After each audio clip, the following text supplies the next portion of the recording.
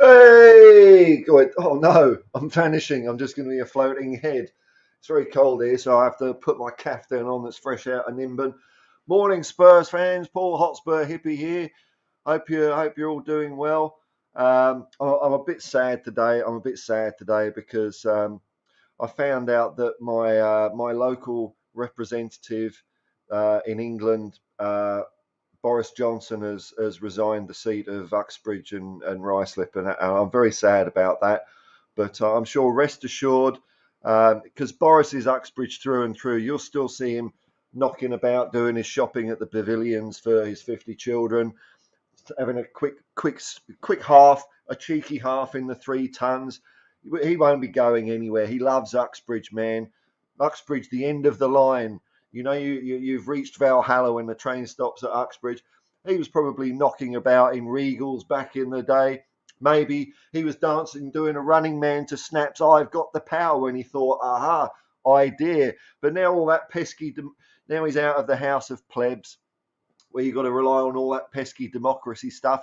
Hopefully, Rishi can do one more job for one more boy and make him Lord Uxbridge. Yes, Boris for Lord Uxbridge. Anyway, I don't want to get political. This is a Spurs channel. This is about football. And, well, I suppose the big news today is that Man City won the European, not the European Cup, the Champions League. It's not the European Cup anymore. I didn't watch it, and the reason why I didn't watch it was because, like, I was looking at my YouTube stats last night, and they were just going absolutely bonkers, and I was kind of buzzing from it. It took me a while to get to sleep last night. It looks like I've had a lot of people come through and subscribe from an Ange Postecoglou video I did a couple of days, which I'm very surprised at, because there's so much Ange goodness out there now that I don't know how the algorithm works. I don't know how I've kind of stuck my head above the parapet on that one, but just thanks to everyone who's come along for the ride. You know, it's making me quite happy for some reason, which is pretty hard to do sometimes. I've been reading the comments, and there's comments there ranging from Spurs fans that have been following Spurs since the 50s. And I go on about, I saw the glory days in the 80s. Man, oh man, these guys would have seen something. And quite a few comments agreeing with how I kind of portrayed Australia and the environment that Ange came through, which is nice to see. Actually, it's nice to know that I'm kind of not always wrong. A couple of muppets thought I was wrong, but you're always going to get that. So thanks everyone. It really did take, because I just saw my subscriber count going like it's going. I was surprised it hit 200 last night, and then it hit 300, and it's 340 or something at the moment. What are we doing here? I don't know, man. But I'm blown away actually. 347. I mean, I'm really surprised. So thank you, everyone. What's to talk about today here? Let's see who's joining us from Internet Nutterland here. Let's have a look at the comments from the Peanut Gallery. So I'll put a banner up for a rough talking point. Let me have a look here. Man City, do you care? I mean, I could go on about this for a bit. Let's see how many comments you've got. Who's in the hood? I need coffee. Big up Hotspur Hippie. As a United lad, I have to tip my hat to City. They are run so much better than us. Yeah, you know. The first thing that crossed my mind, and don't get me wrong, I hate every team apart from Tottenham. So it's not like I'm saying, oh, I love Man United. But when Man United did the treble, I think that was a bigger achievement. Maybe I'm being blinkered there because of Terry Sheringham's goal against Bayern Munich. But Man United, even though I can't stand them, the fact is they're just probably the world's biggest football club, fan base wise. So it's not really surprising to me that they have success. Whereas Man City, I mean, let's face it, they're our water carriers. They've been our water carriers since Steve Perryman stuck one on Jerry Gow in the '81 FA Cup replay. Leave our lads alone. Hard as nails, Steve Perryman. Flew under the radar a lot with his stuff as well, which is cool. So, you know, I didn't get up and watch it. I didn't set my alarm. I didn't even think about it really. So that's how much it means to me. I saw it was 1-0. I don't know if it was a good game. Don't really care because Spurs weren't playing. Who else is here? Hey, let's go, man. Hey, Chris. I need a coffee. I'm very surprised we haven't had more Aussie managers in the Premier League. Well, I did a video a couple of days ago which goes through some of the reasons for that, I think. And I think the bottom line is you had to be someone that was incredibly special and absolutely fantastic at their job, because we have had managers now. And in fact, like our national coach now, Graham Arnold, I think is doing a really superb job with the national team. But, club coaching level, there probably have been managers out there that could have made the jump, but it's just difficult. The further back you go in years, the harder it would have been, because, soccer in Australia, probably up until maybe when Terry Venables took over the national team for the run up to the '98 World Cup, which Australia just fell short of qualifying for. Before that, between '74 and 2002, we didn't qualify for a World Cup, for instance. In '74, it was an amazing. I think the '74 achievement is an amazing achievement that's kind of been forgotten a bit by this country, because they were all part timers. Johnny Warren wasn't the captain, but he was. Someone commented Johnny Warren was the captain. Well, I didn't say he was the captain. God, dear, people don't listen. Internet nutters, I tell you.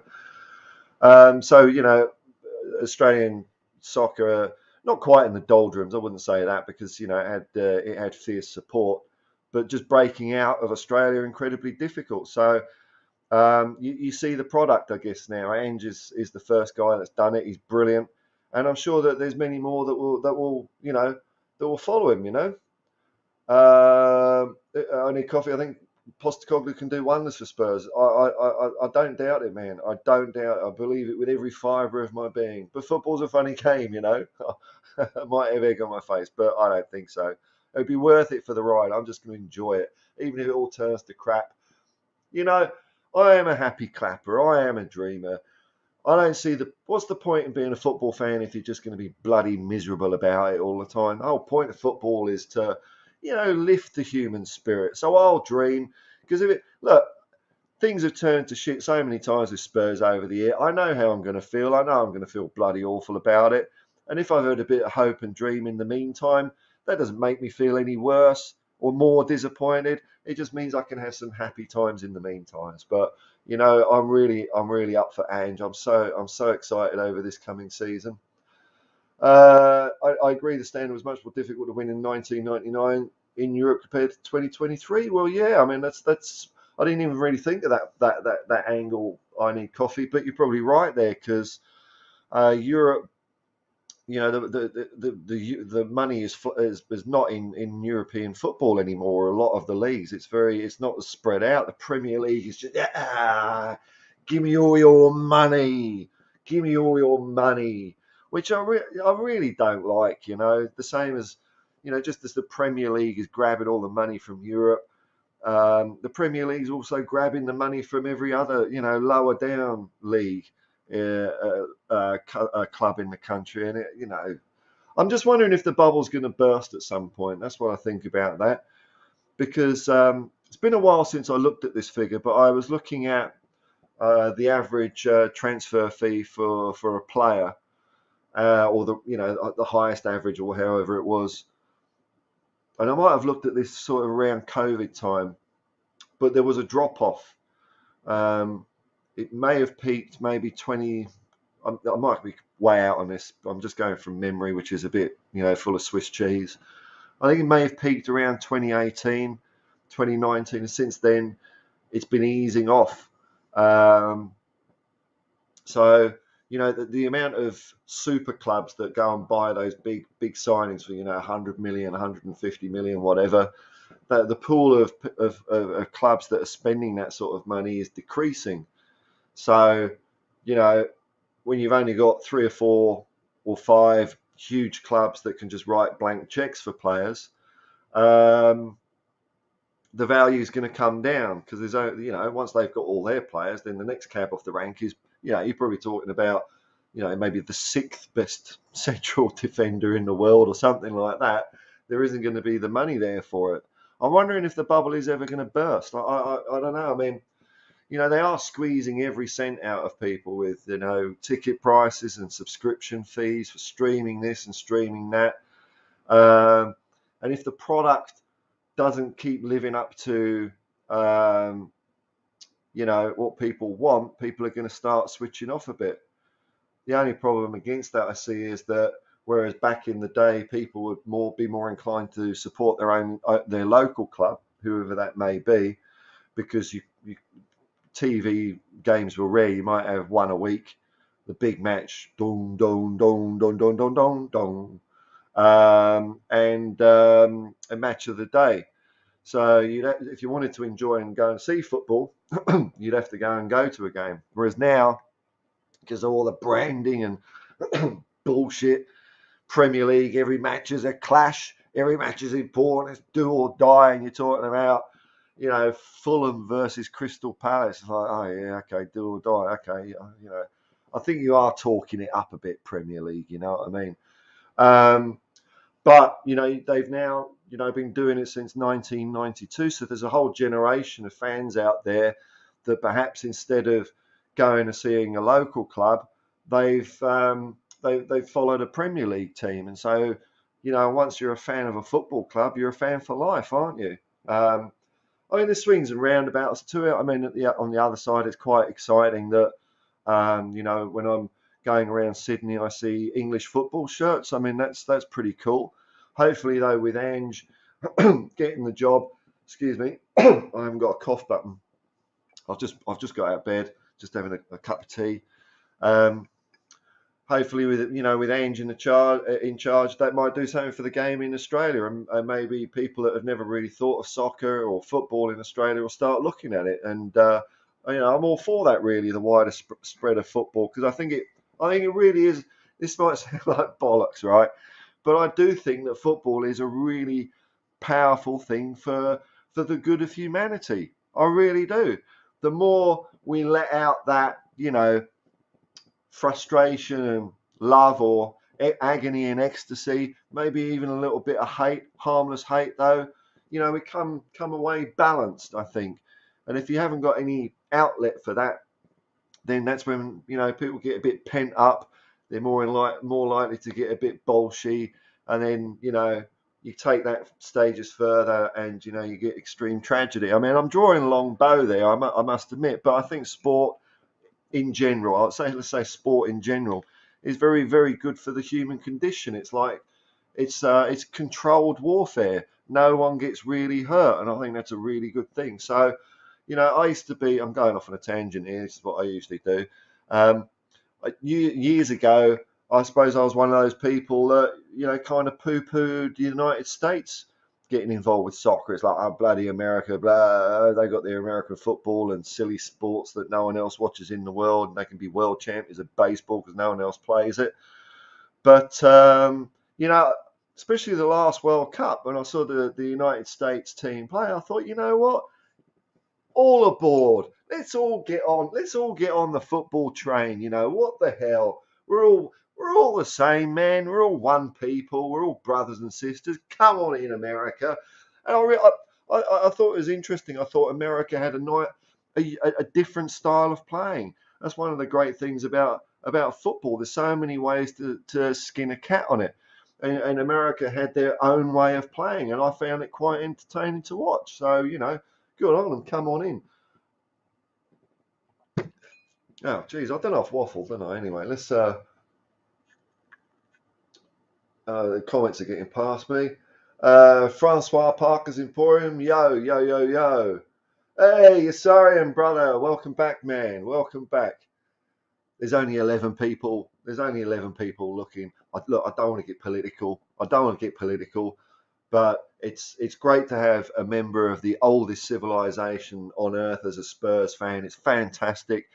60,000 years you guys lived in perfect harmony with the land. We come over and bugger it all up in 200 years. It's horrible. But there's only 11 people. That will go over people's heads, because it's a football channel. We're going to talk football. Yasarian, been an Ange fan since he arrived out of the blue at Brisbane Roar. Oh, nice one. Okay, so you would have got caught up in that. That would have been really exciting.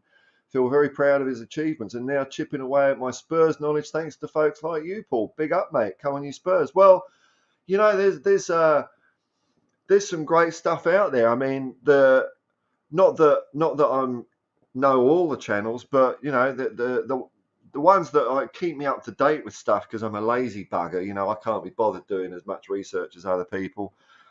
We Are Tottenham TV is a great channel, keeping you up to date. They'll go through a lot of the speculation as well, which I can't be bothered doing. But they're really, really top guys, Ben and Sim. Love what they do. And the other channel that I pop up on for mainly for pre-match build-ups, which I'm missing. It's funny, I'm missing doing it. I'm missing chatting to Dave and Jack. It was kind of a highlight of the week in some ways. But the Irish Hotspur is really good. Jack is they're a bit of yin and yang. Jack's into his stats, and he'll do like really good analysis on prospective buys or managers coming in. He's really good at that. Whereas Dave is all just heart and bluster. He talks until he runs out of breath, man. He gets so carried away. So that's a good channel. But there's loads of other ones. I mean, I rattle them all off. There's, if you want to know more about the machinations, I guess Shawnee's Spurs talk show is great. Other channels, if you're looking for the older days, THFC Till I Die, they'll go back through a bit more Spurs history. I know I'm missing loads out, and I really, really do apologise. And then other channels I like is the newer fans. Like, there's a couple of American channels, United Spurs of America, big up Jacob, and Mile High Hotspur, the highest. They're a mile high because they're in Denver. They're actually literally a mile high, and that gives me a kick just seeing how the new generation of fans finding Spurs, enjoying supporting Spurs. But there's loads of channels out there, mate. Loads of channels out there that will keep you clued up. There's another channel, I think it might be called 1991C, and they have a lot of clips of vintage Spurs and old Spurs, and that's a place I go to whenever we get our arse handed to us, like we have all last season. And I need to like top up my Spurs goodness. I'll just go and look at some of the good old days, because bugger it, we're entitled to. Once you're a Spurs fan, mate, perfectly okay to live on past glories. If we're doing a bit rough at the moment, well, once you're in the tent, you're in the tent. You know, you've got a whole wealth of good feeling and good vibes at your fingertips now. That's the great thing about YouTube. You can even go back and like look at the old movie reels from the 1921 and 1901 cups. Even, I mean, it's quite amazing. Um, Base TV. Brother, do you think Brian Hill will do well under Big Ange? I'm not sure, man. Sometimes I think yes. Um, Sometimes I think no. I can't give you a straight answer on it. Let's put the banner up for the talking point. What am I doing here? Here we go. Let's just put that back up there. Man City, do you care? I wish I could put that at the top of the screen. Is there a way of doing that? No. Because then when I put comments up, when I put... Oh, hang on. I'm running away with the comments here. When I put comments up, does the banner still stay there? Yeah. So I'm an internet professional. Do I think Brian Hill will do well under Big Ange? I don't know, man. I don't know. Like, I don't know if he's got it. I just don't know if he's got it. Like, and I don't think it's all to do with his physicality, because I'd say Ozzy Ardiles wasn't the biggest buffhead on the block, and Celtic Kyogo Furuhashi seems to be quite a smaller player.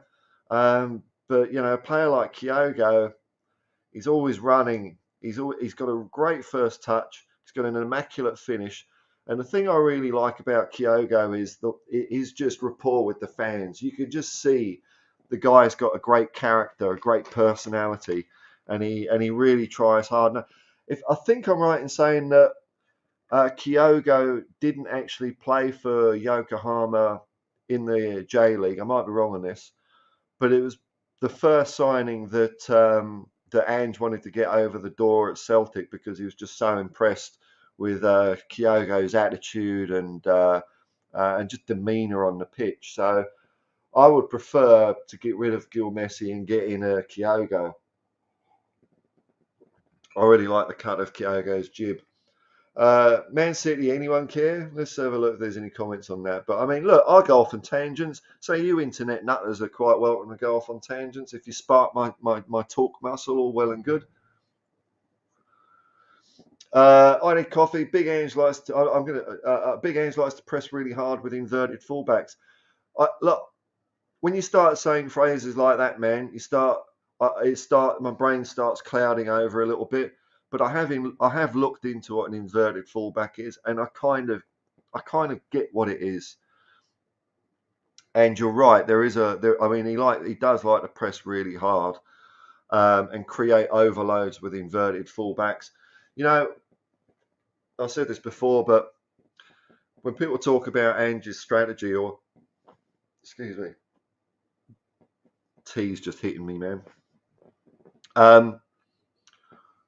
If I would have to consider the strategy and tactics of an Ange football team, I wouldn't be able to help you that much.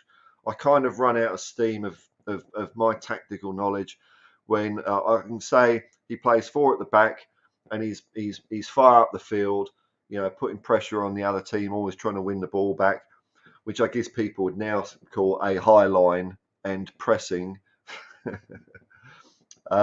Which Jack Charlton back in the day would have just said, put him under pressure.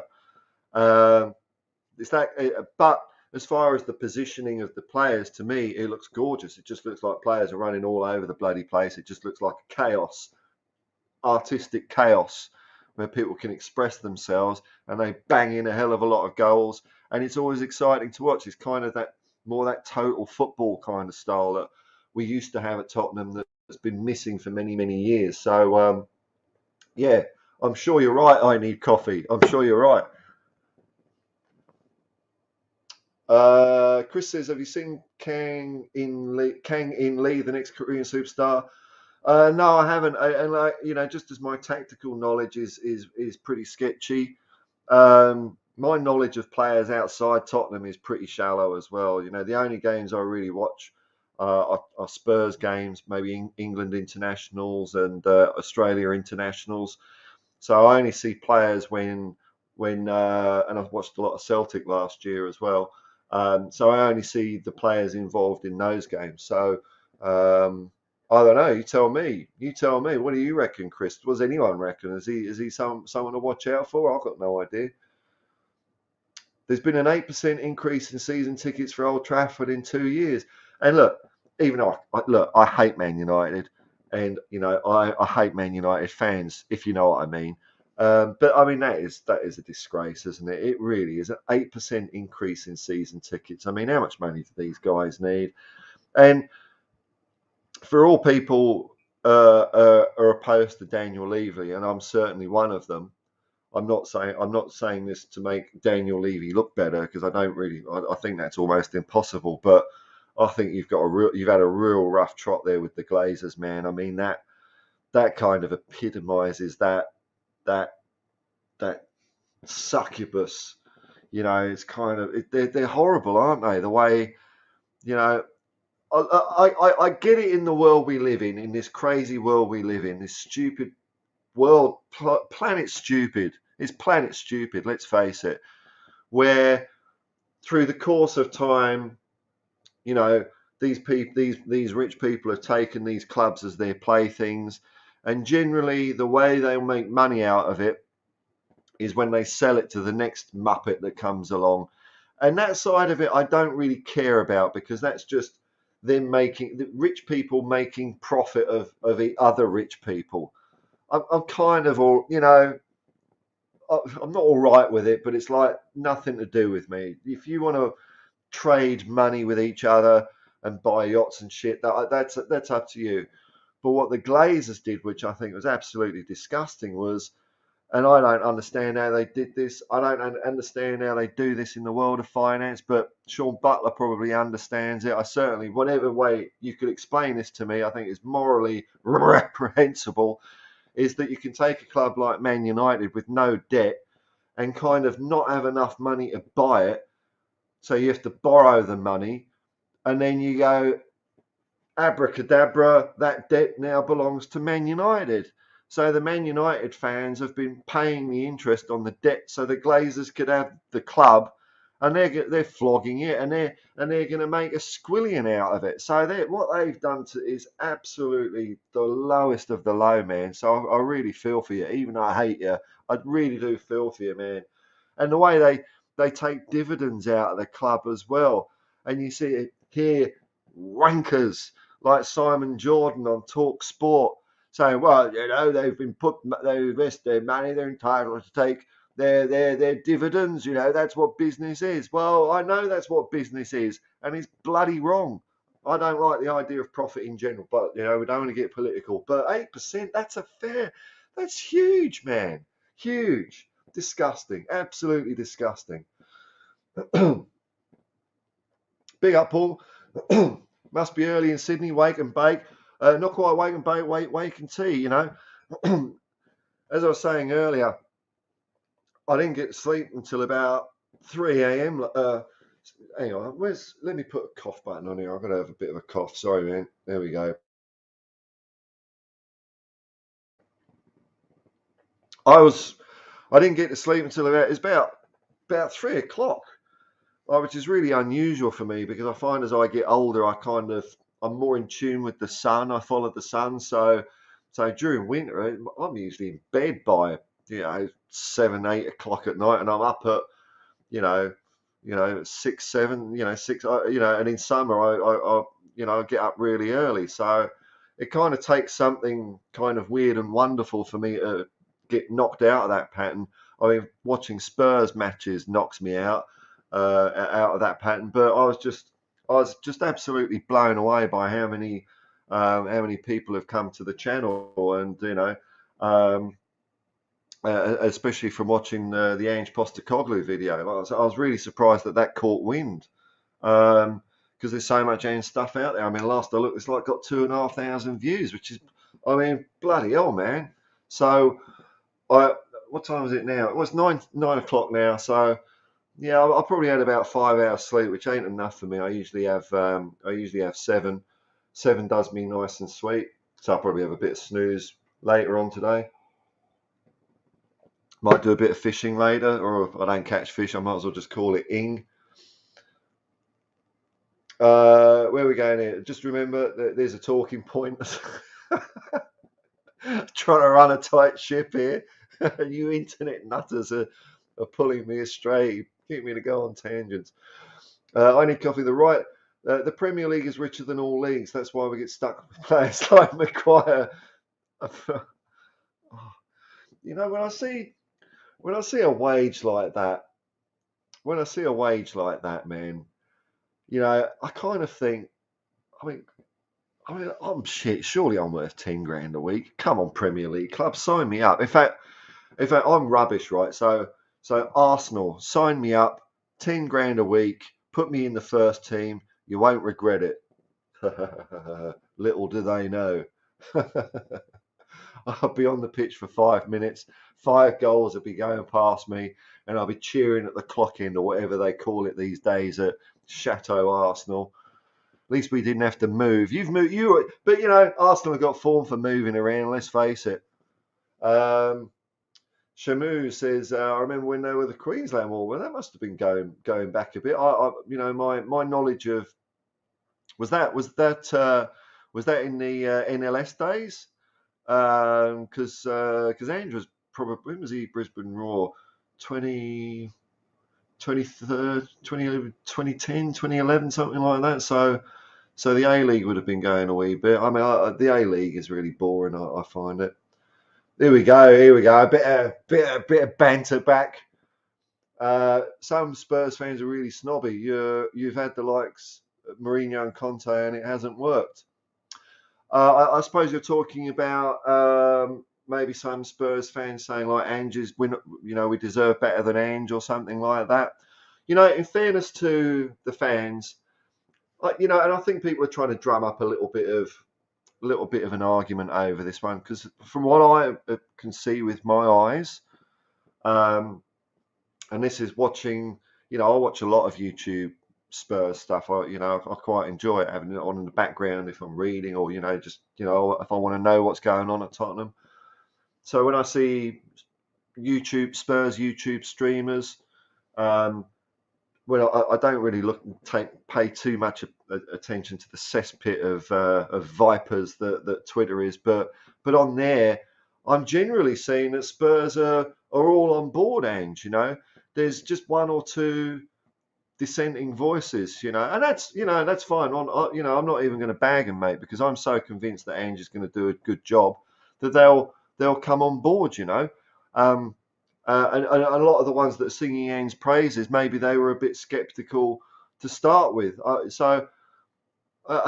think the ones you're talking about, the snobby ones, I think they're really in the small minority. I think there's a few out there that are still skeptical, and like I keep saying, the only reason I've been on the Ange bus since Conte's job was in doubt.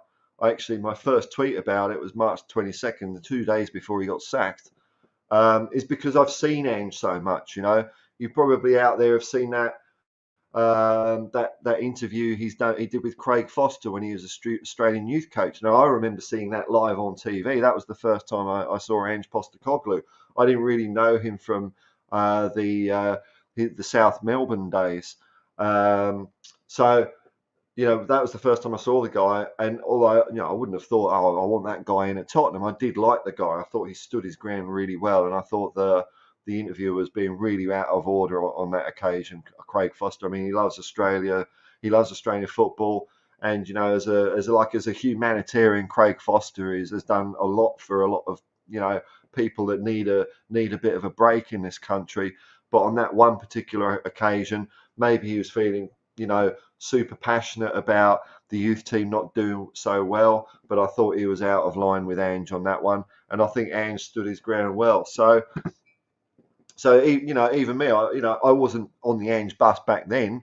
if someone had said back then, get him in a Spurs manager, I said, what? Are you joking me? So we're all taking our own journey to get there. So even the ones that you're referring to, I'm sure they'll get there, man. They'll get there because he is absolutely perfect for the job.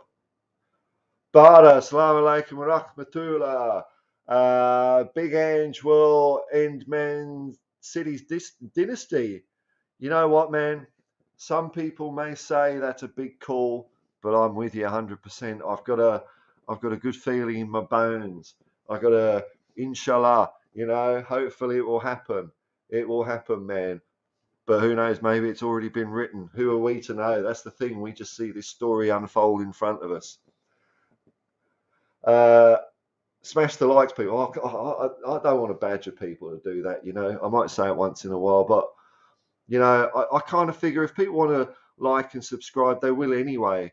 And I feel that if I keep telling them, then they might click like and subscribe. But are they really going to come back and keep watching or whatever? I don't know. I like to think people. I don't know.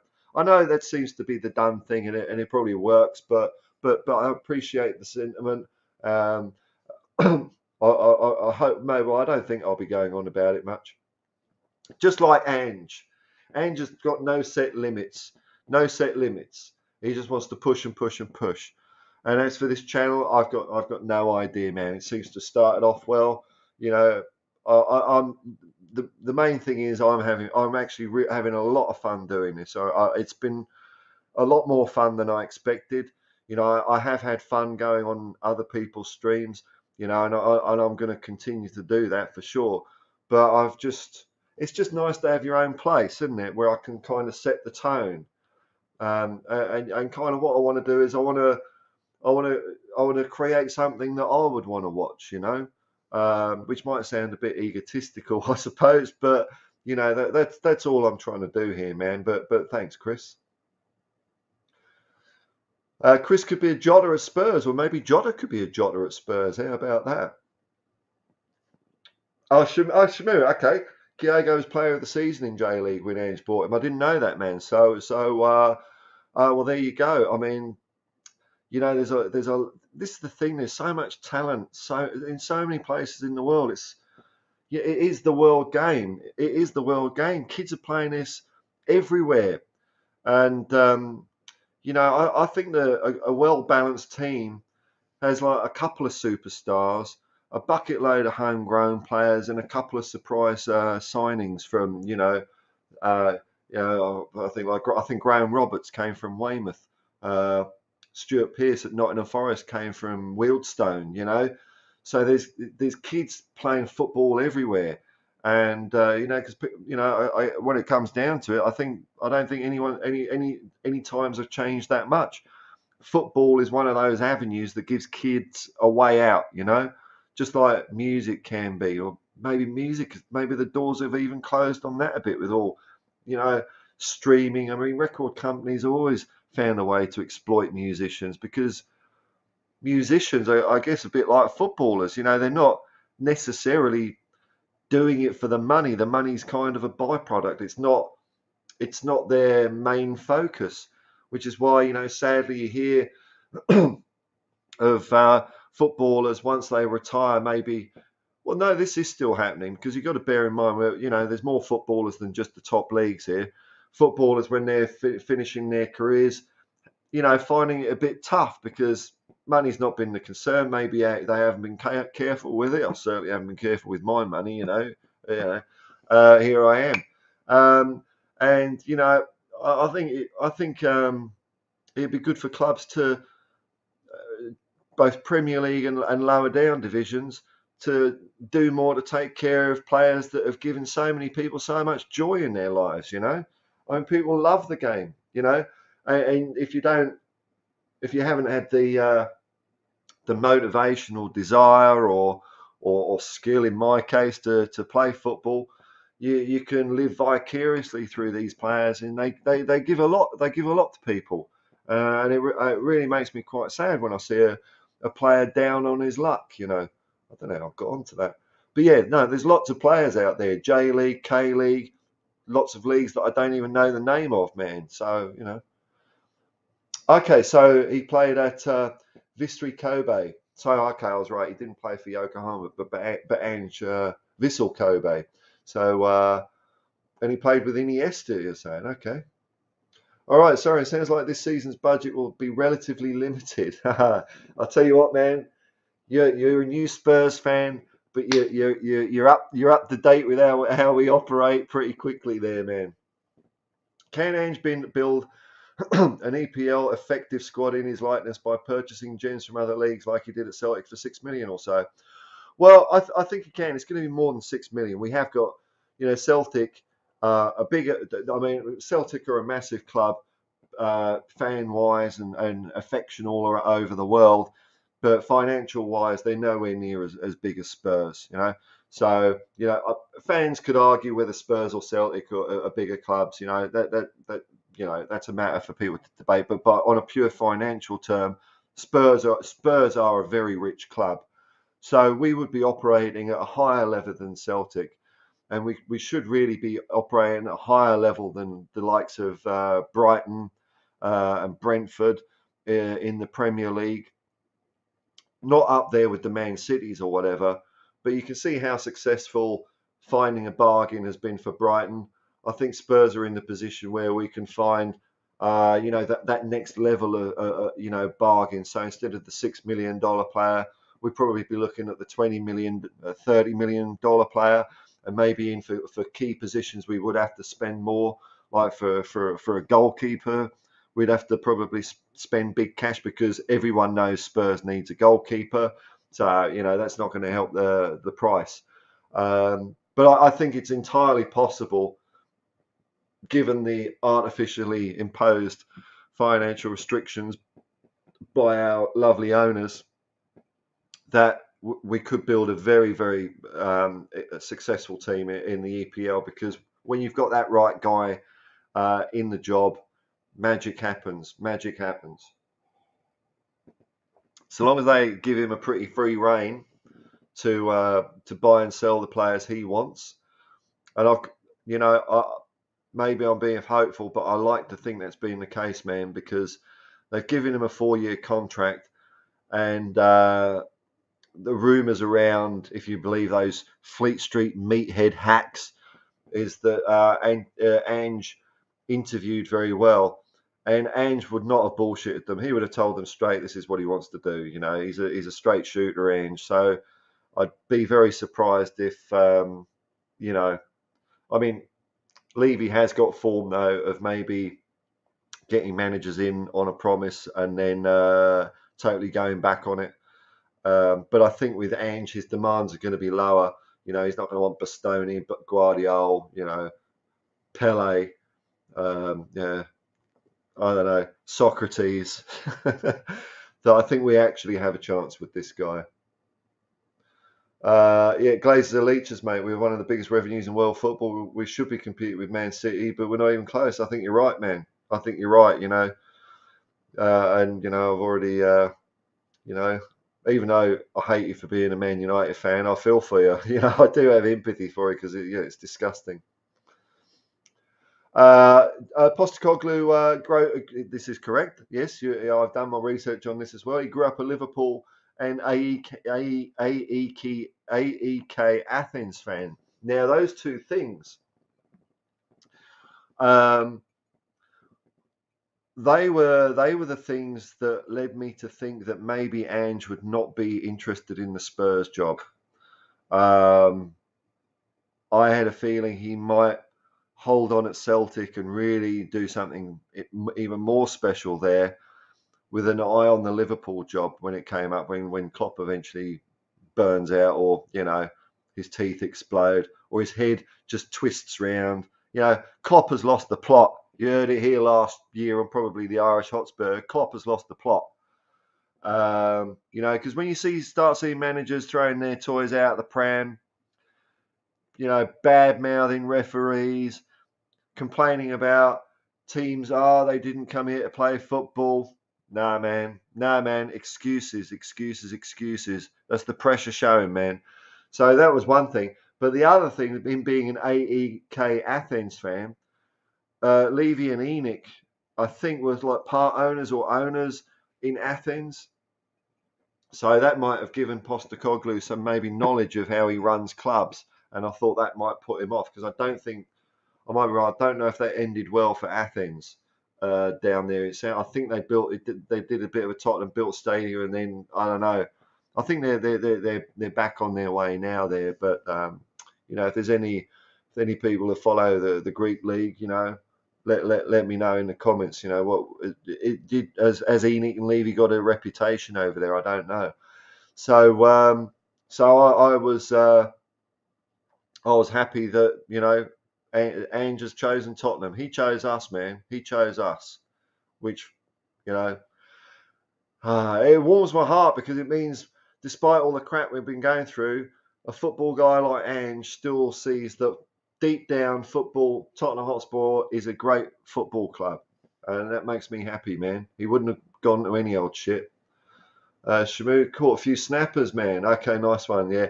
See, I'm a bit lazy. I just like walking down the end of the road and throwing a line in there. And it's nice and tranquil down there. There's not much fishing action going on there. I do catch the odd one, but nearby where I live, if I could be asked to walk a bit further, there are some really good fishing spots where you mainly flathead and brim you can catch. But I hope they were very tasty. A-League, okay. So they were Queensland Roar, and then they became Brisbane Roar. So, yeah. Right, so Kangin Lee is a really skillful player that plays in Spain. Available 15 mil, man. But here's the problem with Daniel Levy. If he's available for 15 mil, we're going to haggle for 10 mil. That's the problem, man. That's the problem. Do you think Levy will get out of his... Sundeep Kumar says... do you think Levy will get out of Ange's way and let him work his magic? Look, man, I don't think he's going to have a choice. I don't think he's going to have a choice. Ange is a very, very different character to someone like a Conte or a Mourinho, man. He's got a strong character like those two, strong strength of purpose, but he just carries you along, man. He's not abrasive, even though, like, if you're not with him, you're out. But he's got a very good way of dealing with people. So I don't think he's going to start getting petty. Oh, here you go. So Brisbane Lions, a Dutch migrant group. That was what the NLS was based around. And I didn't really follow the NLS religiously, but I did go to the odd game, and I used to really enjoy the atmosphere of the games back then. Mr. Man United, I Need Coffee says, Angel do a fantastic job. Thanks, man. I was pretty doubtful of Ten Hag, man. I thought he might have been a bit of an imposter. But he seems to be. I thought the way he dealt with Ronaldo was absolutely spot on, man. That's when I thought, okay, they've got a serious guy in here. Watch out for Man United. Fozzie said, Chris says, Fozzie said to Les, the producer, that he was going to grill Ange. Les was on board as it got TV views. See, Les Murray, who I absolutely adored, was he was a lot more, whatever the word is, moderate, I suppose. When you break down the way Les was questioning Ange and Craig Foster was questioning Ange, I think Ange was just asking questions without labouring the point, whereas Foster was just full in. He just wanted him to get to resign on the spot.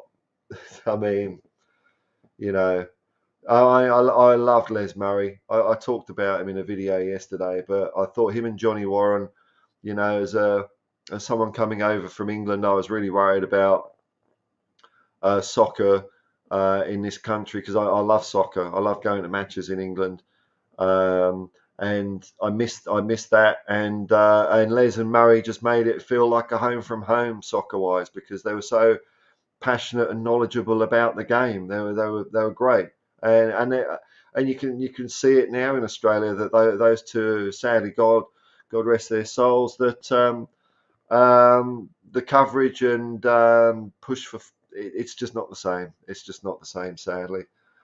We need a new one. We need a new couple of guys to come along, and I haven't seen them yet. I haven't seen them yet.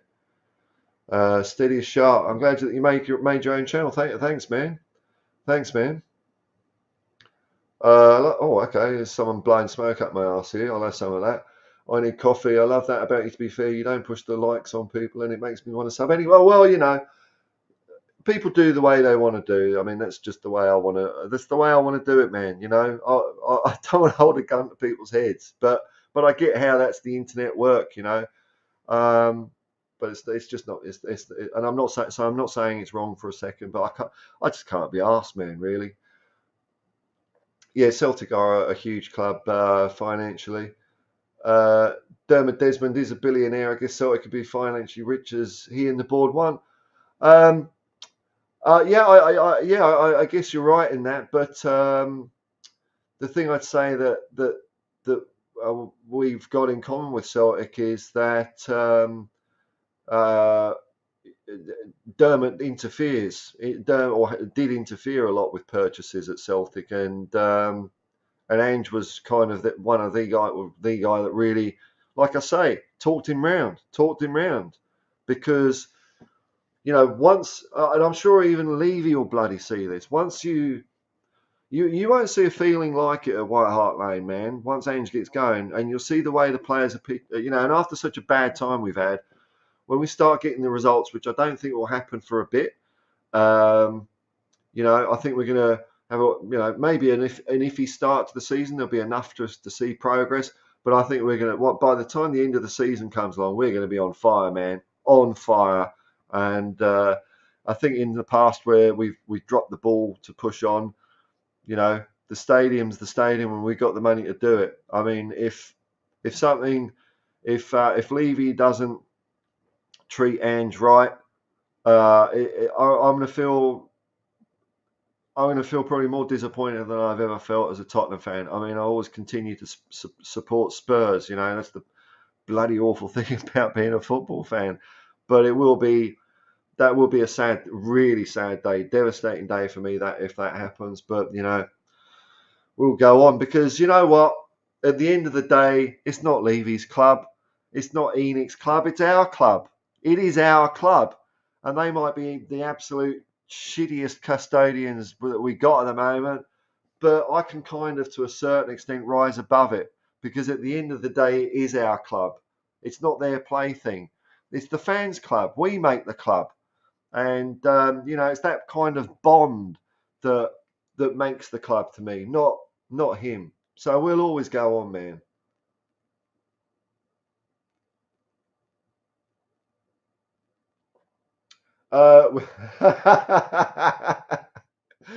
Take my morning, Paul.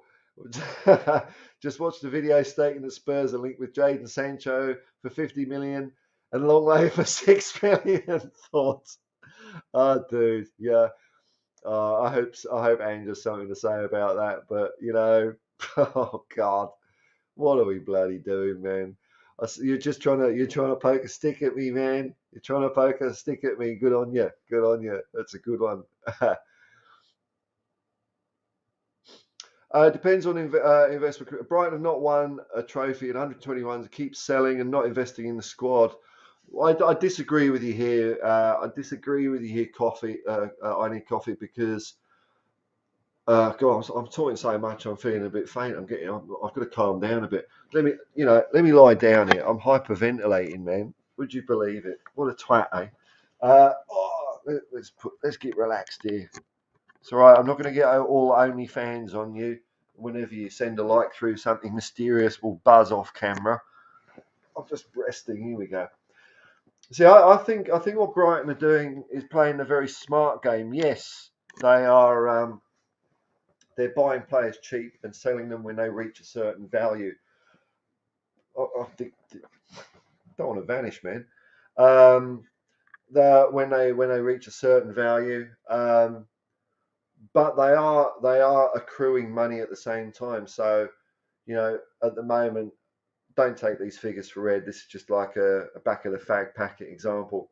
If they're currently buying players for 10 million and selling them for 30, as time goes on, you're going to start seeing that they'll be buying players for 15 and selling them for 40. I think they're playing a very smart way, a game of trading up and becoming bigger and bigger and bigger. And I think where Tottenham has the advantage is we can already do the 30 million purchases. Do you think Ange could walk out on Levy? I mean, I don't have a crystal ball, man. I think if it really gets to, say, if it gets to like Conte levels of frustration, and I'm not saying for the same reasons there either. I mean, what I'm saying is, whereas when Conte started getting really the shits with the club, which is kind of almost from the beginning of the last season, from what I could see, he just hung around like a bad smell saying, sack me, sack me, sack me. I think if Ange got to that stage, he would walk. Or at the very least, I don't think we would see him. And I think he would play his cards close to his chest. I mean, Conte was just saying "sack me" every match. I don't think that's Ange's style. You know what? I'm just going to see. Hang on, just going to faff around here. I'm just going to see what it looks like without the background here for a second, because I'm just going to say, does my apartment look a bit shitty? Yeah, it looks all right, doesn't it? I like the background now, anyway. I like the background, but I'm going to vanish from time to time. Maybe it will keep those younger people out there who just focused on their iPhones all day, and unfortunately, that has led to a bit of attention problems with them. They need a bit of pizzazz and me vanishing and coming back. iPhones. I mean, what a hypocrite here. I'm moaning about iPhones, and here I am using one. What a sellout. But I think they have absolutely stuffed up the whole planet. Planet's stupid. Klopp can't reinvent squads the way Fergie did. Well, time will tell, man. Time will tell. I'm not sure if I quite agree with you, but I think that I think he's at it. I think he's at his day, man. But for Liverpool fans, what a day that was. They had some good times. So I'm not disrespecting Klopp or anything like that. He has done a fantastic job, but everything has a season, I guess. Hey, Bobby K, man, how far behind? I'm only 2 minutes behind the comments. This is going well. I'll be able to get onto my talking points before you internet nutters sidetrack me. Bobby K, nice to see you, man. Nice to see you. Bobby K, 3 Spurs boys. That's another excellent channel to go and see. Let me see if I can. Look, I am really slow at this internet stuff, man. So you just amuse yourself. I'll tell you what. While I'm faffing around here trying to get a link for Bobby K, we'll just have a little interlude of Ange goodness. Hi everyone, it's great to finally get started as manager of this great football club. I'm really looking forward to our task ahead. I think it's an exciting opportunity for us to now sort of set off on a new direction, play football and create an environment that embodies the values and traditions of this fantastic football club. Hopefully a team that you can all be proud of and more importantly get excited by. I can assure you that right through pre-season we won't leave any stone unturned, myself, the staff and the players, to make sure that when the league comes around that you'll all be as excited as I am about the season ahead. So I really look forward to seeing everyone at the stadium, in particular at our first home game, and look forward to the journey ahead.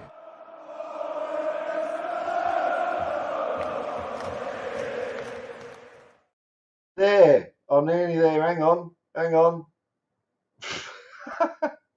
I am so lousy at this. Come on, man. 3 Spurs boys. What? Oh, there it is. Oh, I'm so, I'll get better at this. I appreciate your patience. everyone, while I'm faffing around here.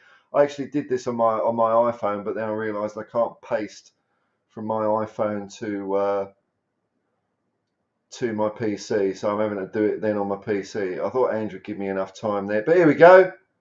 Seamless. I'll tell you what, this is what you get on the Hotspur Hippie. Seamless production. Seamless. There we go. There's Bobby K's channel. Go and check it out. That's a channel I enjoy. It's a channel I enjoy. It's just general chit chat and just stuffing around and bollocks. And I just love talking shit. And I love I love the bit you do, Bobby, after a match. The gold standard, just to tease it for people, is that after a Spurs match, there's a journalist, which you may have seen, Alistair Gold, and Alistair Gold does his ratings for the Spurs players, and bugger me, he's watching a different game, I swear, this guy, he'll never give a player less than a 5 for a start. So Bobby K, a feature he does is the gold standard, and it's how close can people get to what Ali Gold gave a player, and I do that. I love that. I love that little segment, man. It's great. Was talked about on Tottenham fan. Oh, Chris Cowley. Oh, okay. So he mentioned those two players at opposite ends of the financial spectrum. Chris Cowlin. Yeah, Chris Cowlin. Like, there's some of those channels I enjoy for just general chit chat. I like Chris Cowlin. Last word on Spurs. Last word on Ricky Saxby. Last word on Spurs. I like them.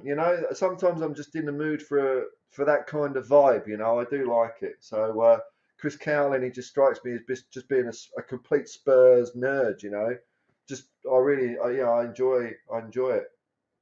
When Chris gets the shits, there's something's bad happening at Tottenham, man. Because I think he's a pretty positive guy. He's a pretty upbeat guy. So it was pretty sad seeing him getting the shits last year as well, man. What have we got here?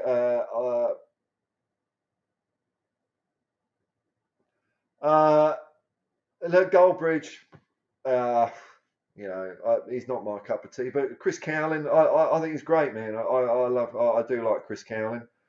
I know he pops up on media all over the place, but I would hazard a guess that people that aren't happy with that are maybe a bit jealous of the limelight he's getting. I think good on him. Good on him, man. Why not?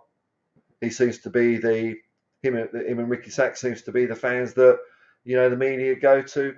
Yeah, I ain't really got a problem with it. That's what they do. Don't think they're sellouts or shills. I mean, do people actually really think that anyone on YouTube is getting paid by Tottenham to? It's just preposterous. It really is. It's just ridiculous.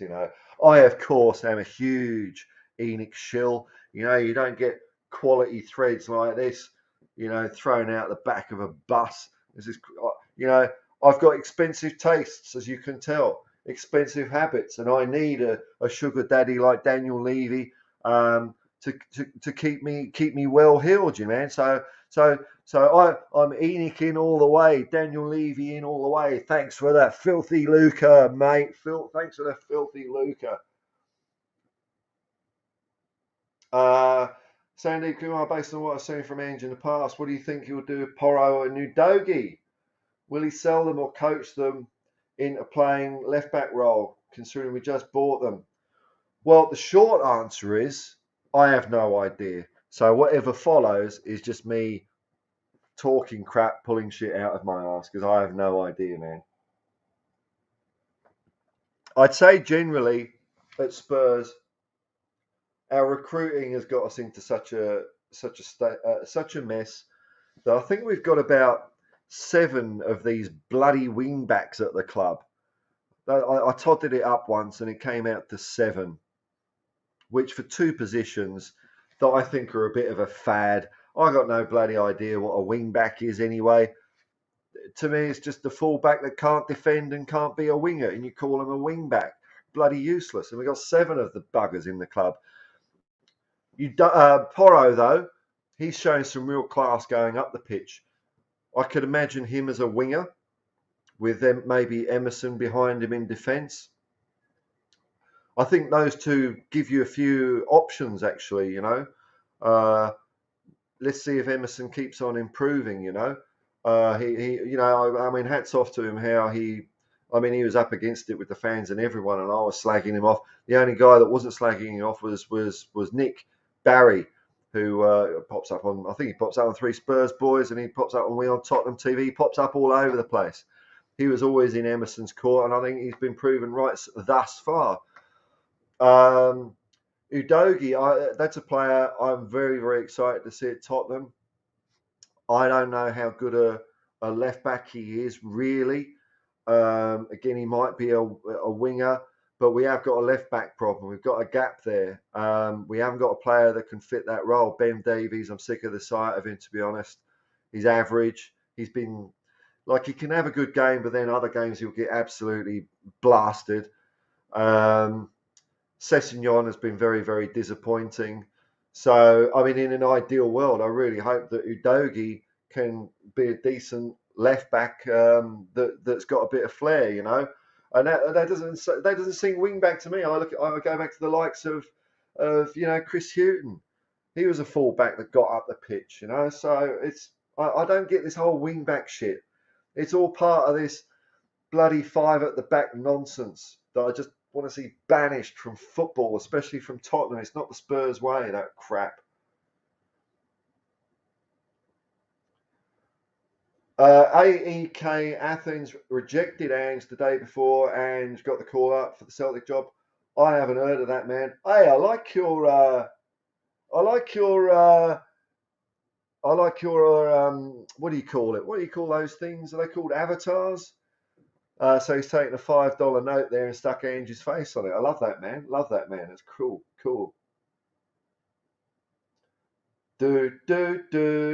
Ange Postecoglou. Hey! I mean, we go Danny Kyriakou. So maybe, hey, you might be onto something, man. Oh, no, don't mention it, Bobby. No. We're all in this together, man.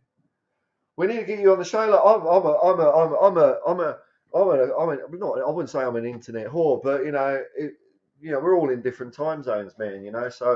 So often I'll be stuck watching a replay of your stuff or whatever, and it's just really when the moment grabs me. If I feel like going on somewhere and I like the vibe of it, I'll go on. But yeah, I'll be happy to sometime.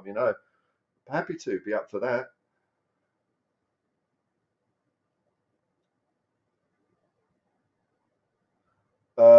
If you like, okay, so Tom's got a couple of podcast recommendations. Same Old Spurs and the Fighting Cock. I've not heard of Same Old Spurs. I will add that now. Let's have a look. Just talk amongst yourselves there. You wouldn't believe, looking at me, right, that I had a reasonably successful career in IT. I was a project manager. Well, I was a technical person, then I was a project manager, and basically I got the shits with the corporate world and left it. Didn't want to do it anymore. I've never been a really materialistic person. I don't like the toxicity in that sort of environment, so I thought, stuff it. So consequently, now technology just baffles me. Really, I'm getting like my dad used to be, that never could be asked learning how to program the VCR. Okay, done. All right. The Fighting Cock I do like, but they're a bit laddish for me. Look, I'm not bagging them. I'm just talking about my personal taste, because I do listen and I do enjoy it. In fact, I'll leave it there. I do listen. I do enjoy it. So I'm not going to start criticising other people. I think they do a great job, and they're a bunch of guys that seem to have been maybe Ange Postecoglou to Ange Postecoglou. Yes. So it's been fun seeing their journey. The podcasts I also listen to would be the Spurs show, which has been going for years. I like that because they have the odd player on and things like that. They talk about the good old days a bit. And Danny Kelly's A View from the Lane. I love Danny Kelly. He's an old hippie like me, and he really caught the vibe off Conte. I was probably in denial for it most of the season because I really just wanted something to work at bloody Spurs. And Danny Kelly was, I think he was a better judge of Conte than I was at an earlier stage. So A View from the Lane I like.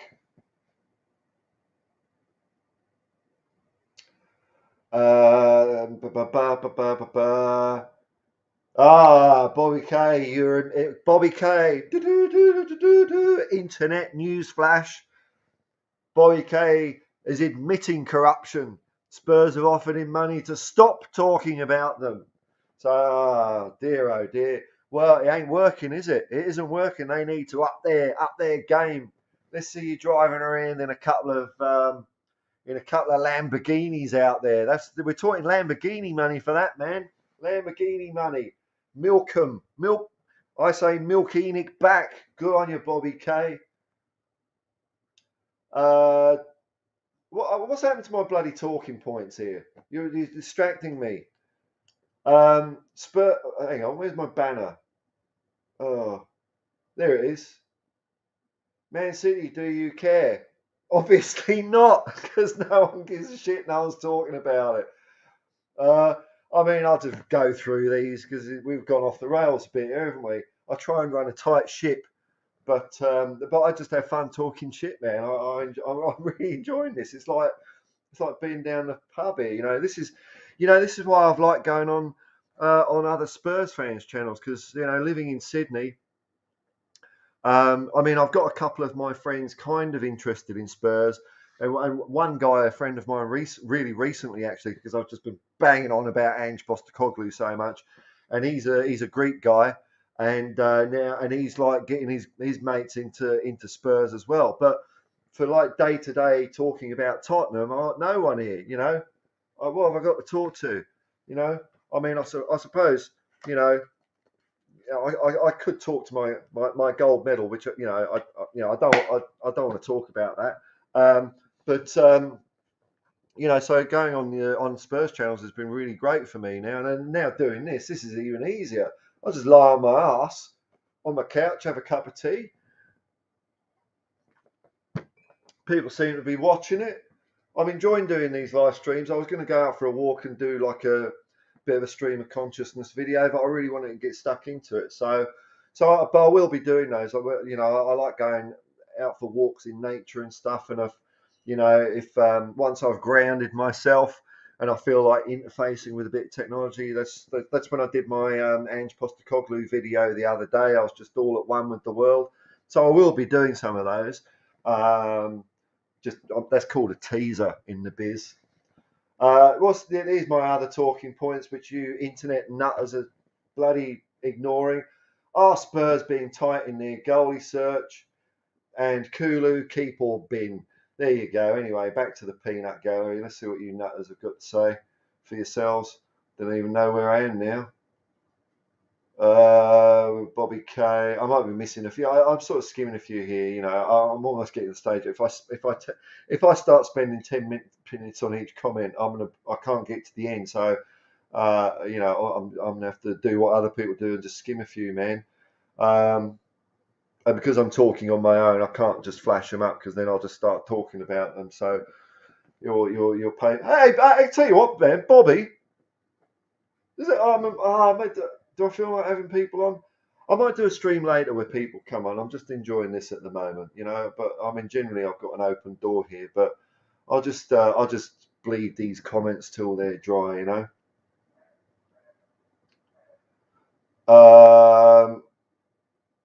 Hey, Strasbourg Steve, a man that has shamed me with his knowledge of football within 2 messages. How you going, Steve? Nice to. I'm just seeing a funny one here from Chris. Eric Dyer defends like Liam Gallagher. I'm not sure he's that good, man. And even though I think Man City are a Johnny-come-lately club, I am kind of happy for the Gallagher brothers because their music has given me a lot of fun and joy in my life. And they've been Man City all their lives, so I'm kind of happy for them, So I like them having a bit of fun and seeing their club, because when they were supporting their club when they were young, they were total shit, weren't they? So people like that, old timer Man City fans. Okay, good on you.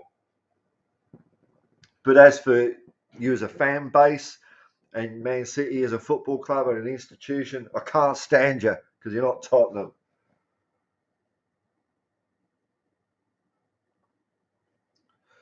Yeah, good night, coffee. Thank you very much. Is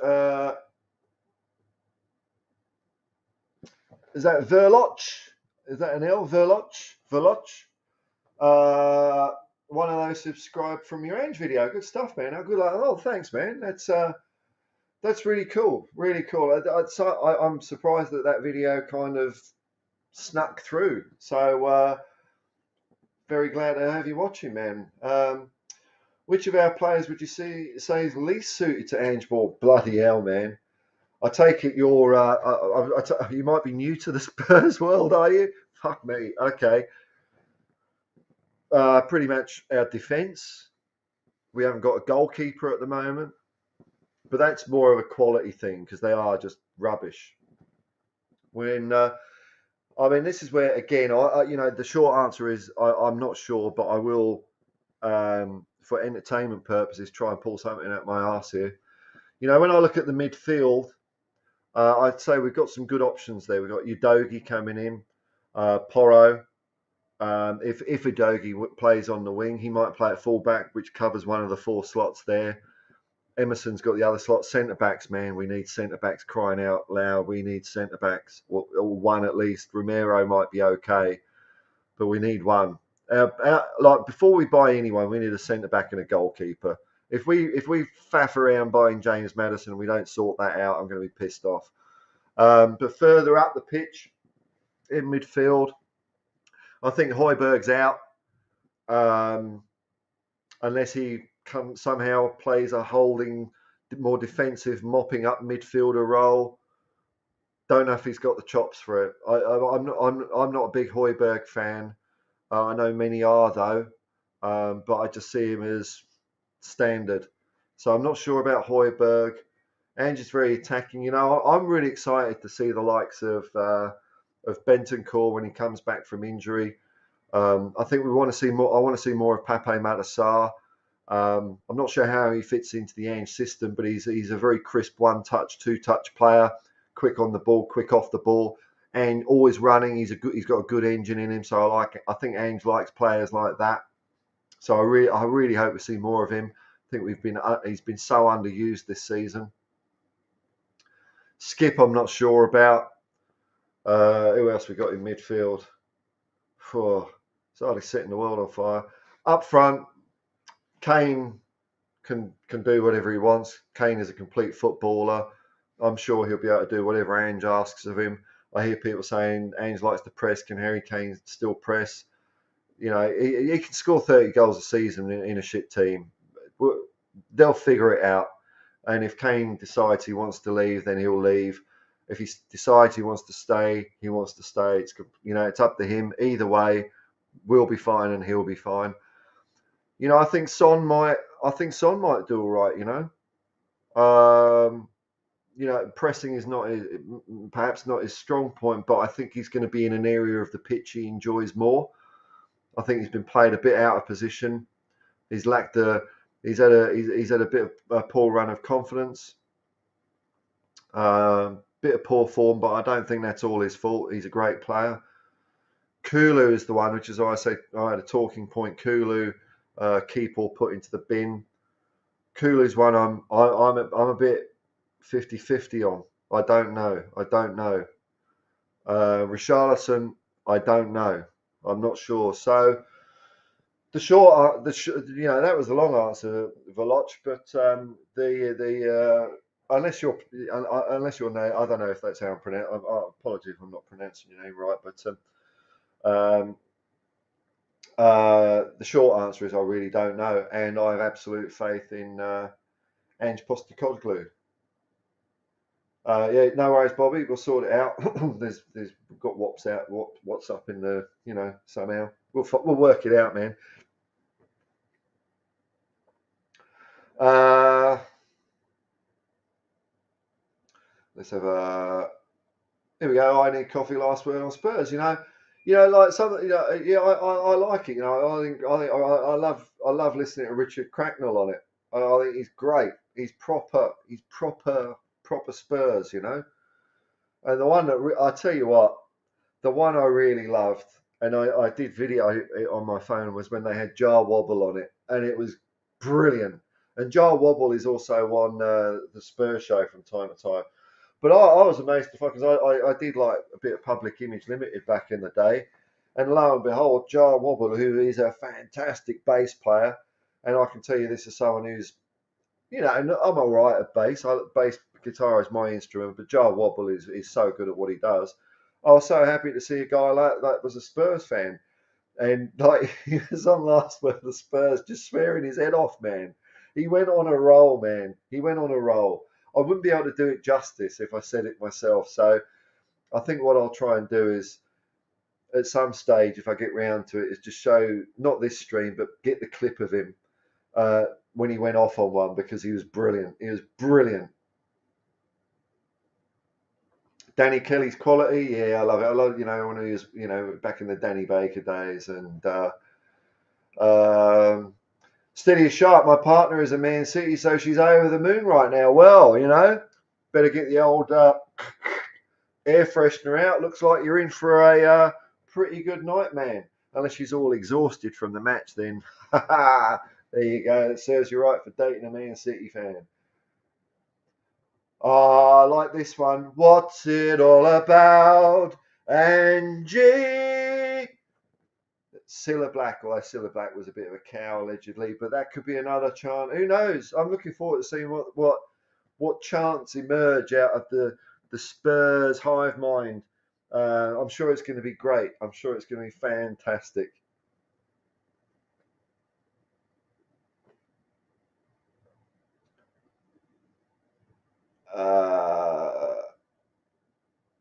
So Sunday, firstly on We Are Tottenham video about Ange. Yeah. Oh, well, look. That was. Ben did me a real solid on that one. I think he'd seen a couple of videos I'd done on Irish Hotspur, like I did an Eric Dyer thing and an Ange video on that. And I think it was after him and Sim were talking about Ange one day, and just like I did with the Irish Hotspur, I just wanted to, come and spread a bit of Ange love, really, because I could see they were, not quite there yet, and I basically just wanted them to be, happy with it, and all Spurs fans to, get to the point of being happy with it. And so, I sent Ben a message, and he let me on. He's a lovely guy. We had a good old chat, and like I say, We Are Tottenham TV is like, it was probably the first channel I found. You know what? I can almost remember when it was. It was after we got absolutely reamed by Dinamo Zagreb. Dobro for them, Pichka for us, and I felt like it was such a bad result. I just wanted to see what was out there, and that was probably the first Spurs channel I bumped into, and I could see, and seeing how bloody devastated and pissed off they were, it kind of made me feel not better, but like normal. Okay, I'm not feeling like a muppet for being really pissed off and down in the dumps about this, because like I say, I don't know any Spurs fans here, so they're one of those channels that's helped me through really dark times. I like to get passionate about Tottenham, and sometimes passion makes me bloody depressed, unfortunately. So things that fan channels like that are really, really important for me. Francois Parker's Emporium. Kula was so good last season. This season, not so. And this is the question. Look, I'll tell you what. Let's have where's the talking point here? Where's my talking point? Seeing as you brought it up, mate. Kulu, keep or bin. The question mark I have over it is I agree with you completely that he was a breath of fresh air. When him and Bentancur, if we didn't sign him and Bentancur, mate of mine calling, I'll call him back. if we hadn't signed him and Bentancur last season, there's no way we would have got top 4. No way. So this season has been really disappointing. Now, what I'd give to give him benefit of the doubt, I think it was a hamstring injury that he came back from, which is one of those injuries that's pretty hard, not hard to come back from, eventually, but getting confidence with that, because once you've done, I've not done I've been lucky enough never to do my hamstring, but I know people who have, and it's one of those injuries that once you have it once, you really don't bloody want it again, man. You really don't. So maybe it's just, and knowing our Spurs medical department, I'll just get one of actually the Spurs medical department have sent me one of their surgical diagnostic devices. I'll just go and grab it. Talk amongst yourselves. Don't worry about it. Don't worry about it. Here we go.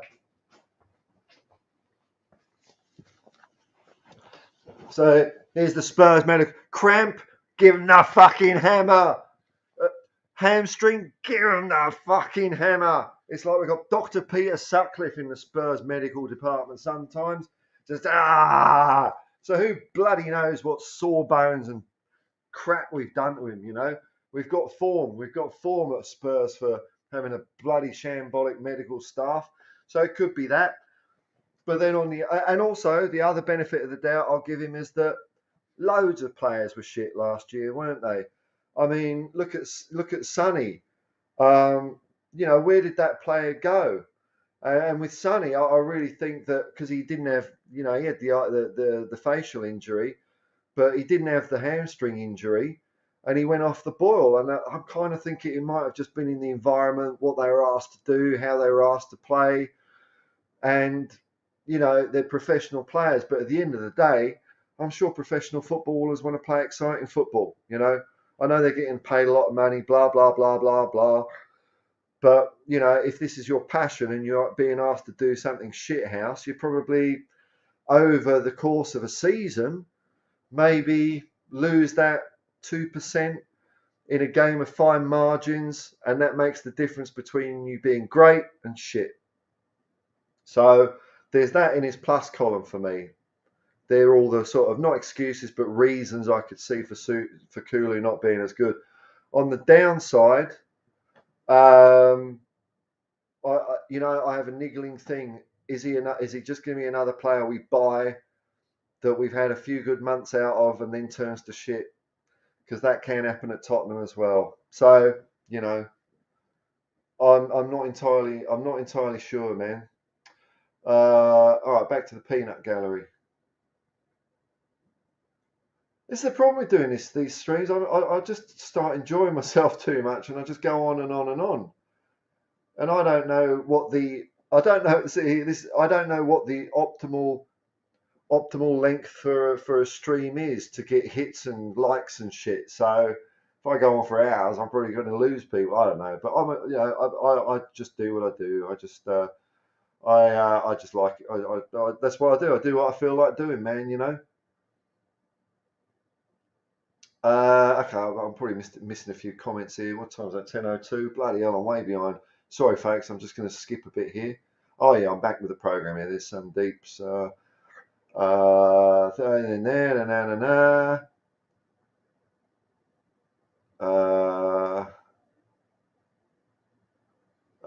Keep Kulu. Ellie's in the house. Coffee preferred Blur over Oasis. I like both of them, man. I think there's a lot of rivalries that get manufactured in music. Like, do you like the Beatles or the Stones? Well, they were mates, so why can't we like both, man? But the correct answer is Beatles. But it doesn't mean I don't like the Stones as well. Oh, you're all going off on bloody Blur versus Oasis. Oh dear. Just hire out a ring and do a punch out, man. Don't do this typing internet stuff, but it's all good natured, so I can see, because I don't want people coming here and fighting and getting aggro and all that sort of stuff.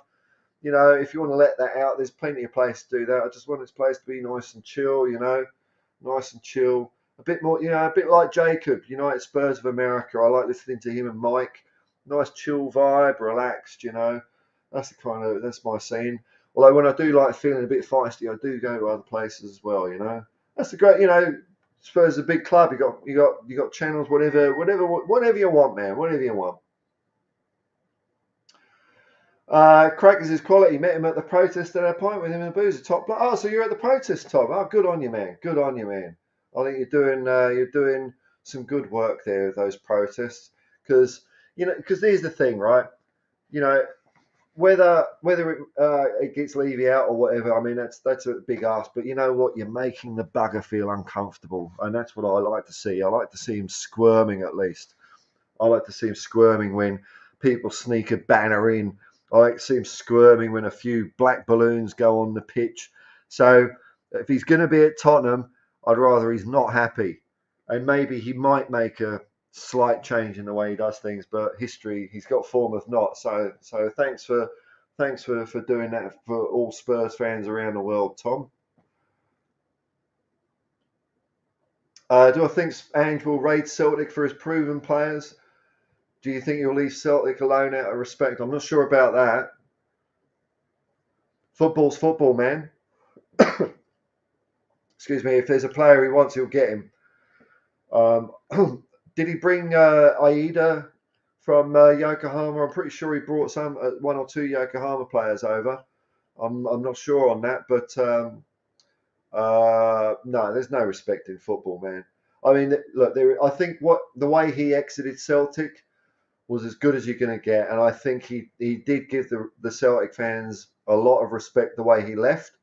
He waited till the end of the season. He went out on a high and then didn't fuck about. He just left. Didn't, have doubts, so he pulled the Band-Aid off quickly. But that's as far as it goes. He's a Tottenham boy now, so he's going to do right. He's going to do whatever he thinks is right for Spurs. If that's taking a Celtic player or two, he's going to do it. If he don't think it's worth it, he won't.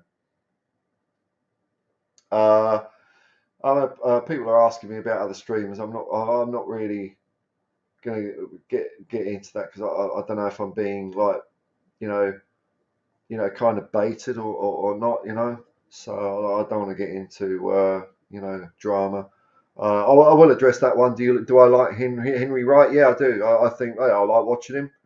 I like his. I don't know. I think he's quite a funny guy, and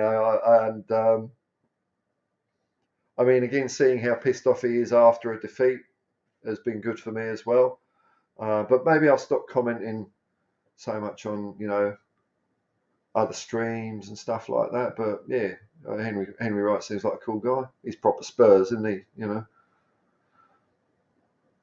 Oh, Francois Parker's Emporium. He was also at the protest. Wow, we've got a few protesters in here. That's nice. That's nice to see.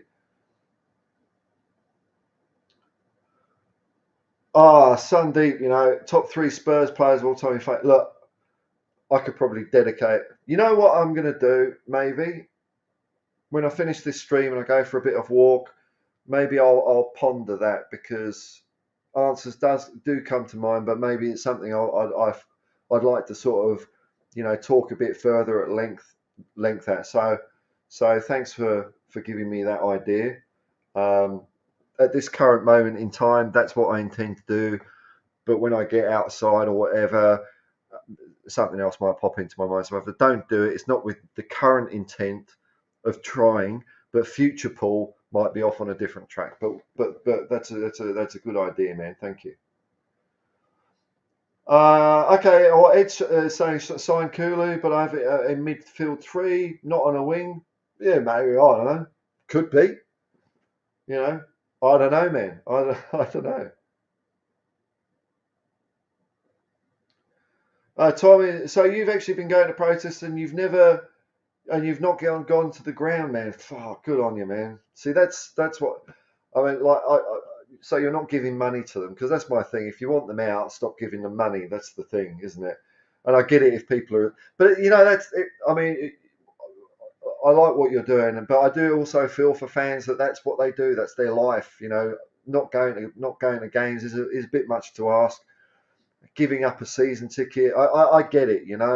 I get it, but you've chosen to do that, man. That's a big old step you've taken. Um, you know, well done. Where we go?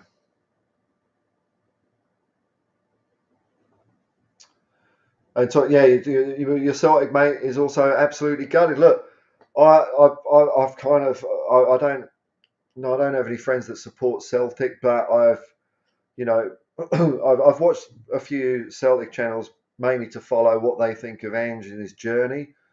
So, like 67 Hail Hail and a Celtic State of Mind and a Celtic Way and a few others. And yeah, there is a lot of people gutted, and I kind of get that because they've had this whirlwind romance where they've just had everything. They've had passion, they've had joy, and that's just snapped away from them. So I get for at the moment it is hard for them, but I'm also starting to see, because just like any football club, Celtic, much as I love Ange, Celtic Football Club is bigger than any one man, bigger than any one manager, and they'll keep going on. And I can see that they're kind of, more, they're kind of getting over that dumping patch, and they're kind of more looking at it was great to have that, let's kick on and, see what we can do in the future. So, disappointed for now, but, I mean, personally, if Ange came to Tottenham for 2 years and won us a double and a treble, and he pissed off the Real Madrid, and we're all gutted, I'd think, oh my God, what a ride, what a ride. The ultimate holiday romance, absolute perfection. And I wouldn't begrudge him at all. All right, so here's an example of my limited football knowledge. When I used to go and see players, they had their numbers written on the back. And Echo Fox is saying we need to find a number 8 that is 8-ish goals a season, a proper Lampard in midfield 3 in Ange's system. If you open my brain, it's just it's just a box of ducks, man. And so when I'm reading that, they're all going. So I get you understand what you're talking about. I don't have a clue, man. I really don't. I'm flat out. I know what a number 10 is. It's Glenn Hoddle, and I know what a number 9 is, like Gary Lineker. The rest, I don't know, man. I don't know. 2, Steve Perryman, maybe. I don't know. Wow, we went 300 miles, go to the protest, and go to the game. Oh, okay, well, there you go. I mean, showing up at the protest, I think look, I personally think it's a good thing to do. But if fans are not protesting yet, I'm cool with that. I'm cool with that as well, man. And I really think if people want to change, the way to do it is just having the door always open.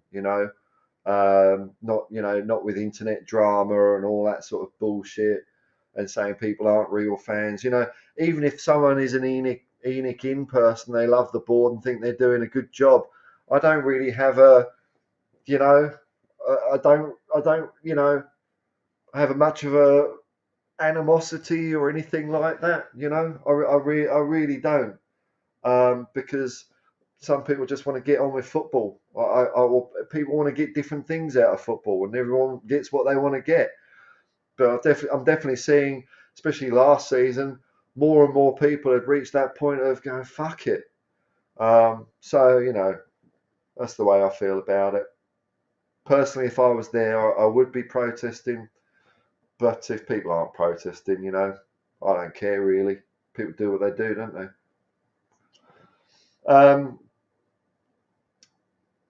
Let's have a look here. Ribsy85, if Spurs go on to do amazing things with Ange, there'll always be a Celtic footnote in there anyway. Managers carry their clubs around a bit anyway. Yeah, look, I think that's fair enough. I mean, what we're in right now is we're in the Ange Postecoglou story, aren't we? We're seeing this unfold in front of him, and we've seen what he did at Celtic, and we're going to see what he does at Spurs. But yeah, he'll always have that. And you know what? The thing that really tipped me over the line for Ange, right? So, like I say, my first time I saw him was in that Craig Foster interview like 20 odd years ago. That's when I first saw Ange. When he was Australian football team coach, I thought he did an incredible job with that team. Won us a cup. It was when he went, and then he went over to the domestic league. All that's one thing. When he went to Yokohama, he had success there. I'm not sure if I was still thinking, yeah, that's the guy I want at Spurs. The thing that really did it for me, though, was when I saw how he was with the Celtic fans. That was the thing that did it for me, because I thought that is so missing from Tottenham, that kind of atmosphere, that feeling, that passion. And even though I'm not over there anymore, that's what I want to see back, man. That's what I really want to see back at Tottenham. And that, as soon as I saw that killed it for me. So it was pretty early on in his career. Even though I always thought he was a great manager, that it was at that moment I thought, God, we've got to get. It would be a dream to get this guy in at Spurs at some day. And then 2 years later, dreams come true, don't they? Who was impressed with Inter press? We're talking. We're talking. No, we're talking. We're talking Man City, the Champions League. My talking point is Man City. Do you care? And my answer is no. I personally don't care. I didn't watch the game. I'm not interested. I think they're almost like Harlem Globetrotters, aren't they? I mean, I don't get it. There's something about when I watch Man City, it feels like I'm watching a PS. I'm watching FIFA or something. I can almost, maybe I'm just going psychotic in my old age, but I can almost see the rigid formations and patterns of play, even though I know nothing about tactics. I mean, I'm not saying they're not a great side or anything like that, but there's something about them that it just doesn't quite excite me. I don't know. I can't quite put my finger on it. It might be as simple as that I am prejudiced against them, and I always think that they're lower than us after 1981 FA Cup final, and we always seem to do them, and they've never scored a goal, despite, I mean, a lot of people are saying that the Tottenham Hotspur Stadium is a soulless bowl. Man City have never scored there, and long may that continue. But if they do, I don't care, man. I'm not. I don't know. It's. I don't know. It might sound dumb, but they don't feel like a big club to me. So, but it's like, although they don't feel like a big club, they've also not got that giant killing appeal either. So they're kind of nothing to me. Really, that's what it comes down to. I'm getting near the end of the comments here, so I might knock this on the head a little bit. Ribsy, yeah, too right, Paul. I honestly can't believe it. I always played down Ange a bit because I thought it'd never happen. Egg on my face, Well, I was kicking myself as well, because the names that were being touted when Conte was going. I mean, who did we have up there? I mean, bloody hell. There's everyone from Thomas Frank to Luis Enrique, Nagelman, Slot. There were so many names up there. And even though I was really hoping for Ange and I was plugging Ange, I thought there's so many names here. It just ain't going to happen, is it? But, sometimes football giveth and sometimes football taketh away. Yeah, I am from the UK. I am from London. I'm from West London. Grew up around like Hayes, Hillingdon, West Drayton, those kinds of areas. I used to go to see Spurs in my time of seeing Tottenham would have been actually going to White Hart Lane, 1985 to 1995. Not all the time. I was a season ticket holder for a few years. I moved up to Sheffield to allegedly go to university. That didn't work out. I was just having too much fun. Because this is like, in the Manchester days, and Sheffield was just down the road. It was bloody so much fun, man. So as Squeeze said, I left uni with nothing more than a headache and a nasty little rash, but it was awesome. But I moved out here in '95, so I get it. My accent sometimes sounds Australian to English people. It sounds English to Australia people. My nationality's all over the place. I'm a citizen of the world, brother. That's what I am. Citizen of the world. City got a lot more exciting since they getting Haaland. Um, yeah, I think Haaland is an awesome player, and like when I remember at the beginning of last season, people saying, "Oh, will Haaland work out?" I mean, it was just clear he was a goal machine, man, goal machine.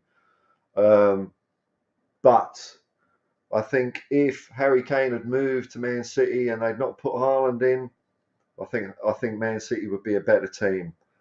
If Harry Kane can get 30 goals to Tottenham, he can get more for City. Would he have got Haaland's number? Maybe, maybe not. But I think on the whole they would have left Arsenal for dead earlier on. I think all round Harry Kane is a much better player, but there's no doubt about it.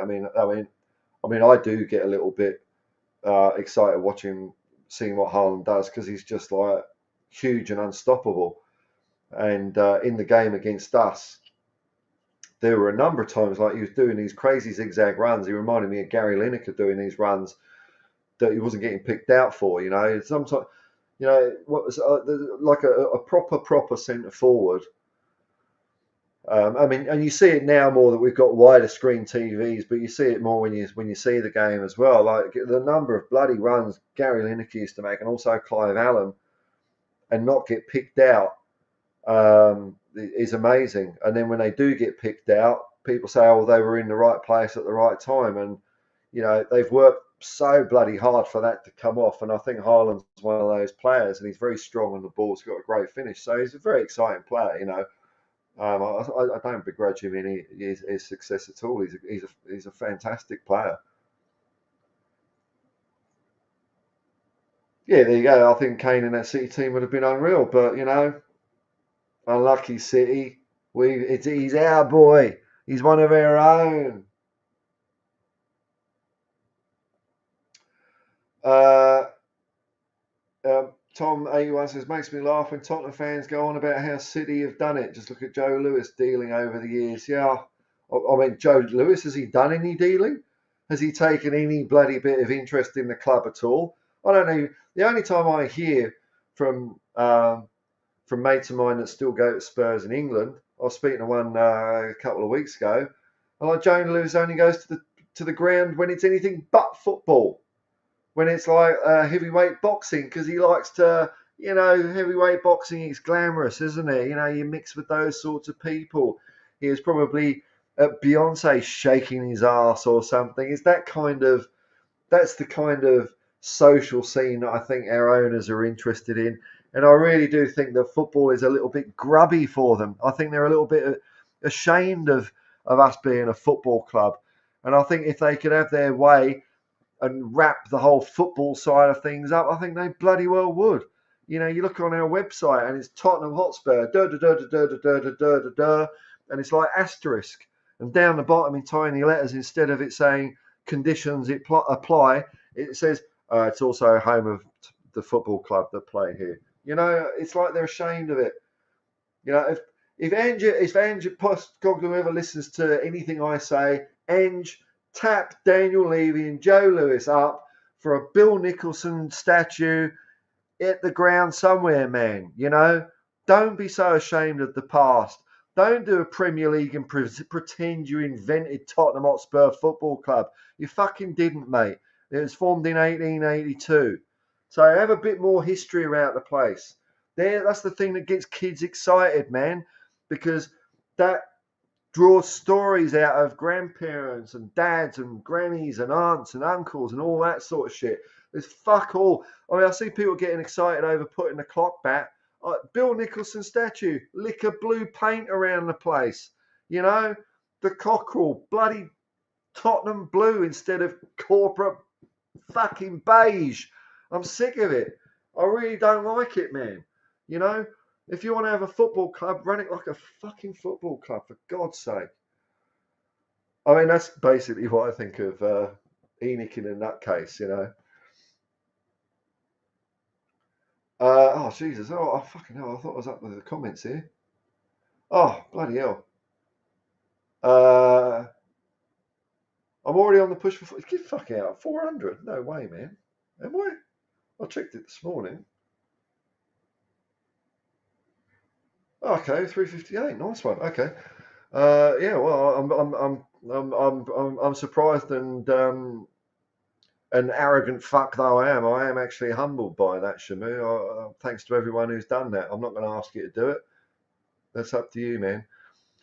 Does Joe Lewis remember Stillione's talk? You know, I heard Jar Wobble talk about this. I've heard him talk about it on Last Word on Spurs and the Spurs show. And I'm with him, man. He basically says that Joe Lewis, he's got so much money, he's got his fingers in so many pies that the actual Tottenham Hotspur Football Club, that team, is such a tiny, tiny part of his bloody massive bollocks empire that he probably doesn't even know. He's probably forgotten, you know, let alone give a fuck about it. And I do like this comment here by Verloc. Is it? I'm taking. I might be pronouncing that right, but you might be like, is it Verloc? I'm assuming Verloc. You haven't corrected me, but please do if I've got it wrong. Verloc. He's too busy with spectres. I mean, doesn't Joe? He just looks like, you know, stroking a cat, doesn't he? Stubbing his cigars out on it and getting a new cat from time to time. Clone cat. He's probably working on cloning himself as we speak. I mean, that's probably what these bloody billionaires are doing, man. They got so much fucking money. Any billionaire in my book is a complete arsehole.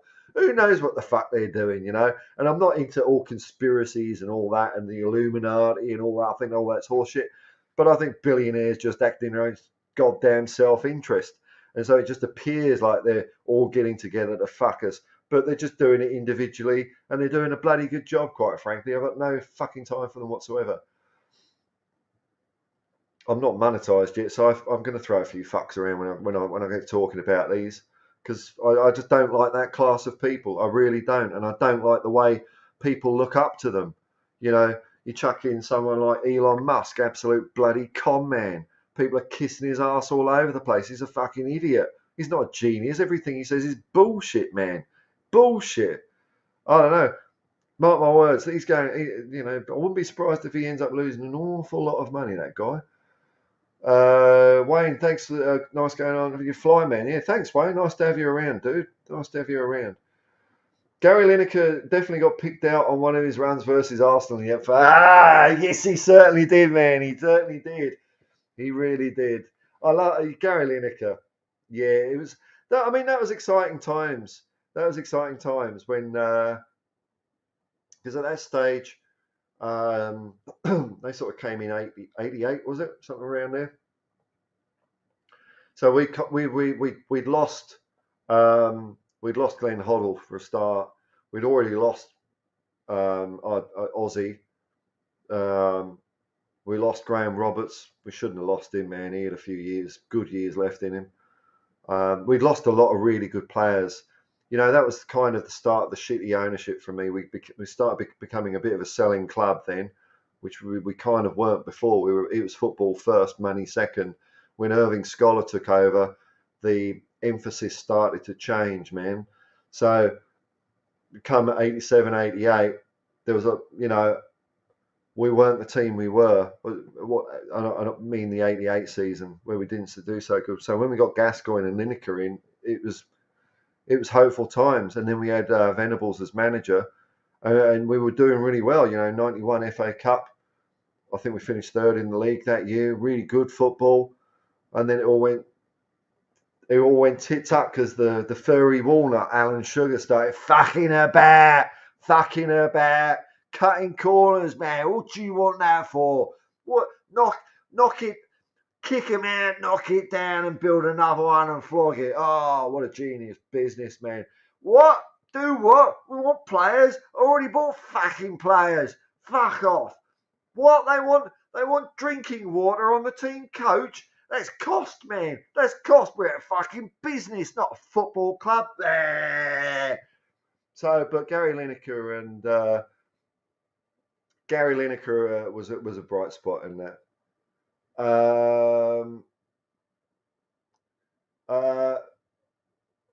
Yeah, I think Joe, you're talking about Man City here. I think 115 charges hanging over here. I mean, it just makes a mockery of it all, doesn't it? Why does this have to be? Why is it all so strung out? And I don't get how Man City can just tie up the Premier League in lawyers and red tape and all this absolute bullshit. Don't the FA, don't the Premier, they run the game, don't they? I mean, rightly or wrongly, isn't it what they say goes? If you don't want to stick to what they say, then you can piss off out of the competition. I thought that's how it works, isn't it? So why the fuck we got to, dick around and wait? And I don't get it. I don't get it. I just don't understand how, you're right, man, how a club can keep on putting it off and putting it off and putting it off. It's just not on. Especially like when, see the way Tottenham have been treated in the past. We got dot points pretty bloody quickly. Got kicked out of the FA Cup. I mean, we managed to get back in it, but even that wasn't a process that lasted bloody years. Lower league teams. The English Football League isn't shy of docking points when teams have the misfortune of going to administration or something like that. Crying out loud, Premier League, FA, pull your fingers out, man. Pull your fingers out. If you're sure they've broken the rules, do something. Do something. Fuck's sake. Football fans are harder than football fans. Yeah. Than Beyonce fans. I think we should sign Beyonce's ass. I think it'd be a much better central defender than Eric Dyer because it's a reasonable size. It will at least provide some sort of cover in front of the sticks, something that Eric Dyer doesn't do at the moment. So I think she's left the country now, but if she could somehow, I don't know, she's rich, somehow donate her ass to us, I think that would be good for the club, man.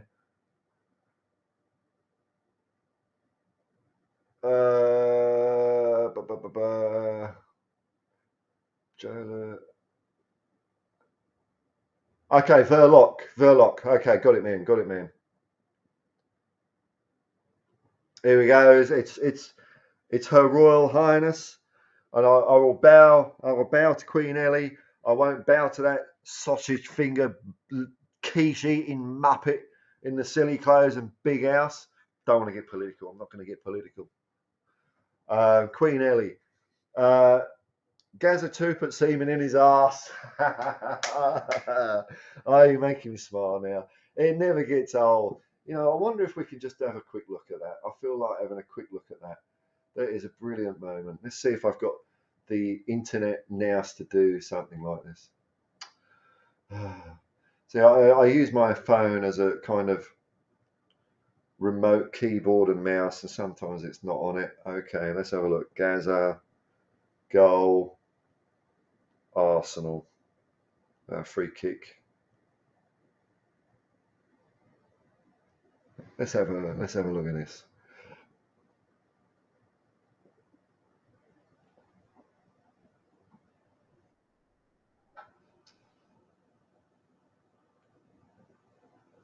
Bear with me. I'm just trying to get one that's got decent picture quality. Okay. I think I've got the technology to do this. Let me just. I don't want to do full screen. Cinema mode, is that something?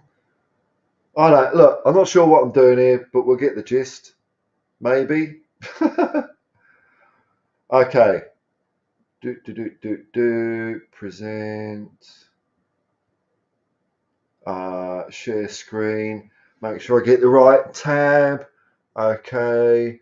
Let me see. Pornhub. OnlyFans. Fun with furniture. Here we go. Gazza's unstoppable FA Cup goal. Here we go. Share audio. And I should be able to do this. There we go. I should be able to do this. Let's have a look at this.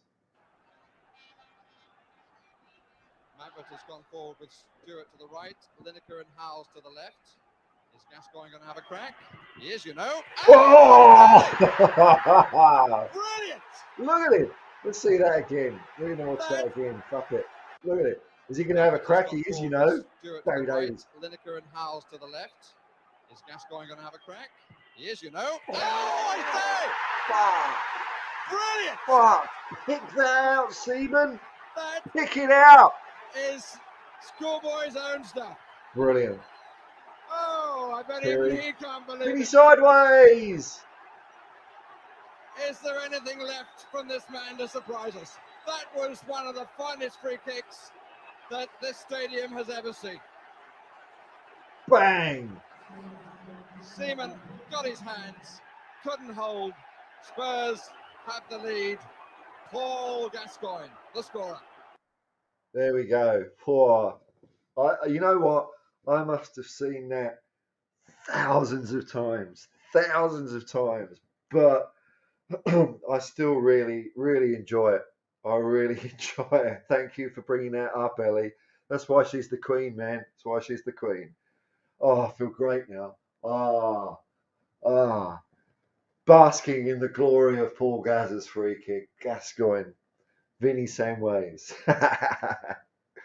Yeah, we sold Waddle, and I think Lineker was a bit pissed off about that because Lineker was looking forward to playing with Waddle, and he pissed off like a few months after he came.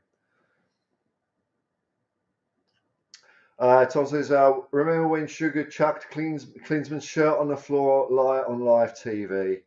I mean, it says it all, doesn't it? Says it all. What a absolute tosser that guy is. And have you ever seen The Apprentice UK, where all these wankers want to be like Alan Sugar? And just like Alan Sugar, they've got the benefit of being totally stupid about even the basics of not only ethics, but humanity and emotion and everything. Don't get me started, man. Don't get me started. You see, you've just sucked the Paul Gascoigne. Oh, no, just thinking of Paul Gascoigne again. Okay, I'm all right again. But yeah, what a twat. Verloc. I have nightmares thinking about Dyer playing out from the back. I mean, does he do that? I know he pings 40-yard balls that once in a while finds a player, but fuck me. For me, he's the acid test of Levy. Yeah, I'd go along with that. If he gets a renewal, all hope is lost. I'm not saying all hope is lost, man, but I feel what you're saying. And Levy's still at the wheel. Well, it will be. It's a litmus test. But let me posit another unlikely option, which I really don't hope happens. That maybe Ange gets see something in dying. No, I can't even conscience. I can't even have that thought in mind. Tom, I'm all for it, man. I want a ding ding, round one. In the red corner, the El Paso powerhouse. The El Paso powerhouse. Jacob, United States of America. And in the red, and in the other corner, Eric Shithouse Dyer. Ding ding, bang. Out he goes. Pay-per-view. I'd subscribe to anything to see that one. Anything. And that's I was saying to Jacob, I'd be disappointed if Dyer goes, just because that means that fight's never going to happen. Never happens. Gaz's interview afterwards. Yeah, it wasn't bad, eh? Huh? Oh, I say, brilliant. That is schoolboy's own stuff. Barry Davies, but you see, he's a Tottenham fan, so he gives it that extra little sizzle. Although I think John Motson seemed to love Spurs. He was always great when he commentated for us. I think it's just the football we played. These commentators love football, and Tottenham always played good football. So they got a bit more enthusiastic over us. I don't even know John Motson supported, actually. I suppose maybe somewhere out there like Aston Villa or Birmingham or something like that. I don't know. Maybe Nottingham Forest. Never get tired of seeing watch the interview. Yeah, all right, Tom. Let's bugger it. You're right, man. You're right. It's worth seeing. There's no point in me doing a second rate. Let's get the real thing deal. Interview. You know what? You won't believe this, man, but actually I would have watched this yesterday.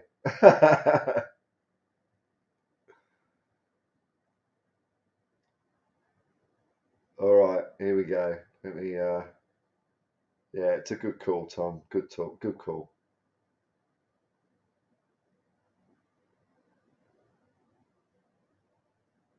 Here we go. Let's get it playing.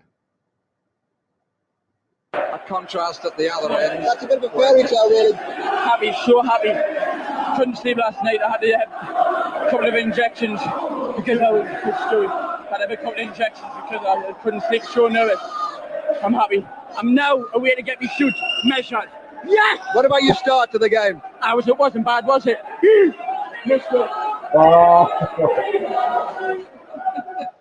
There we are, the shy, sensitive Paul Gascoigne. oh, dude. Oh, what a nutcase in the best possible way, man. You gotta love him. You gotta love him. Fantastic.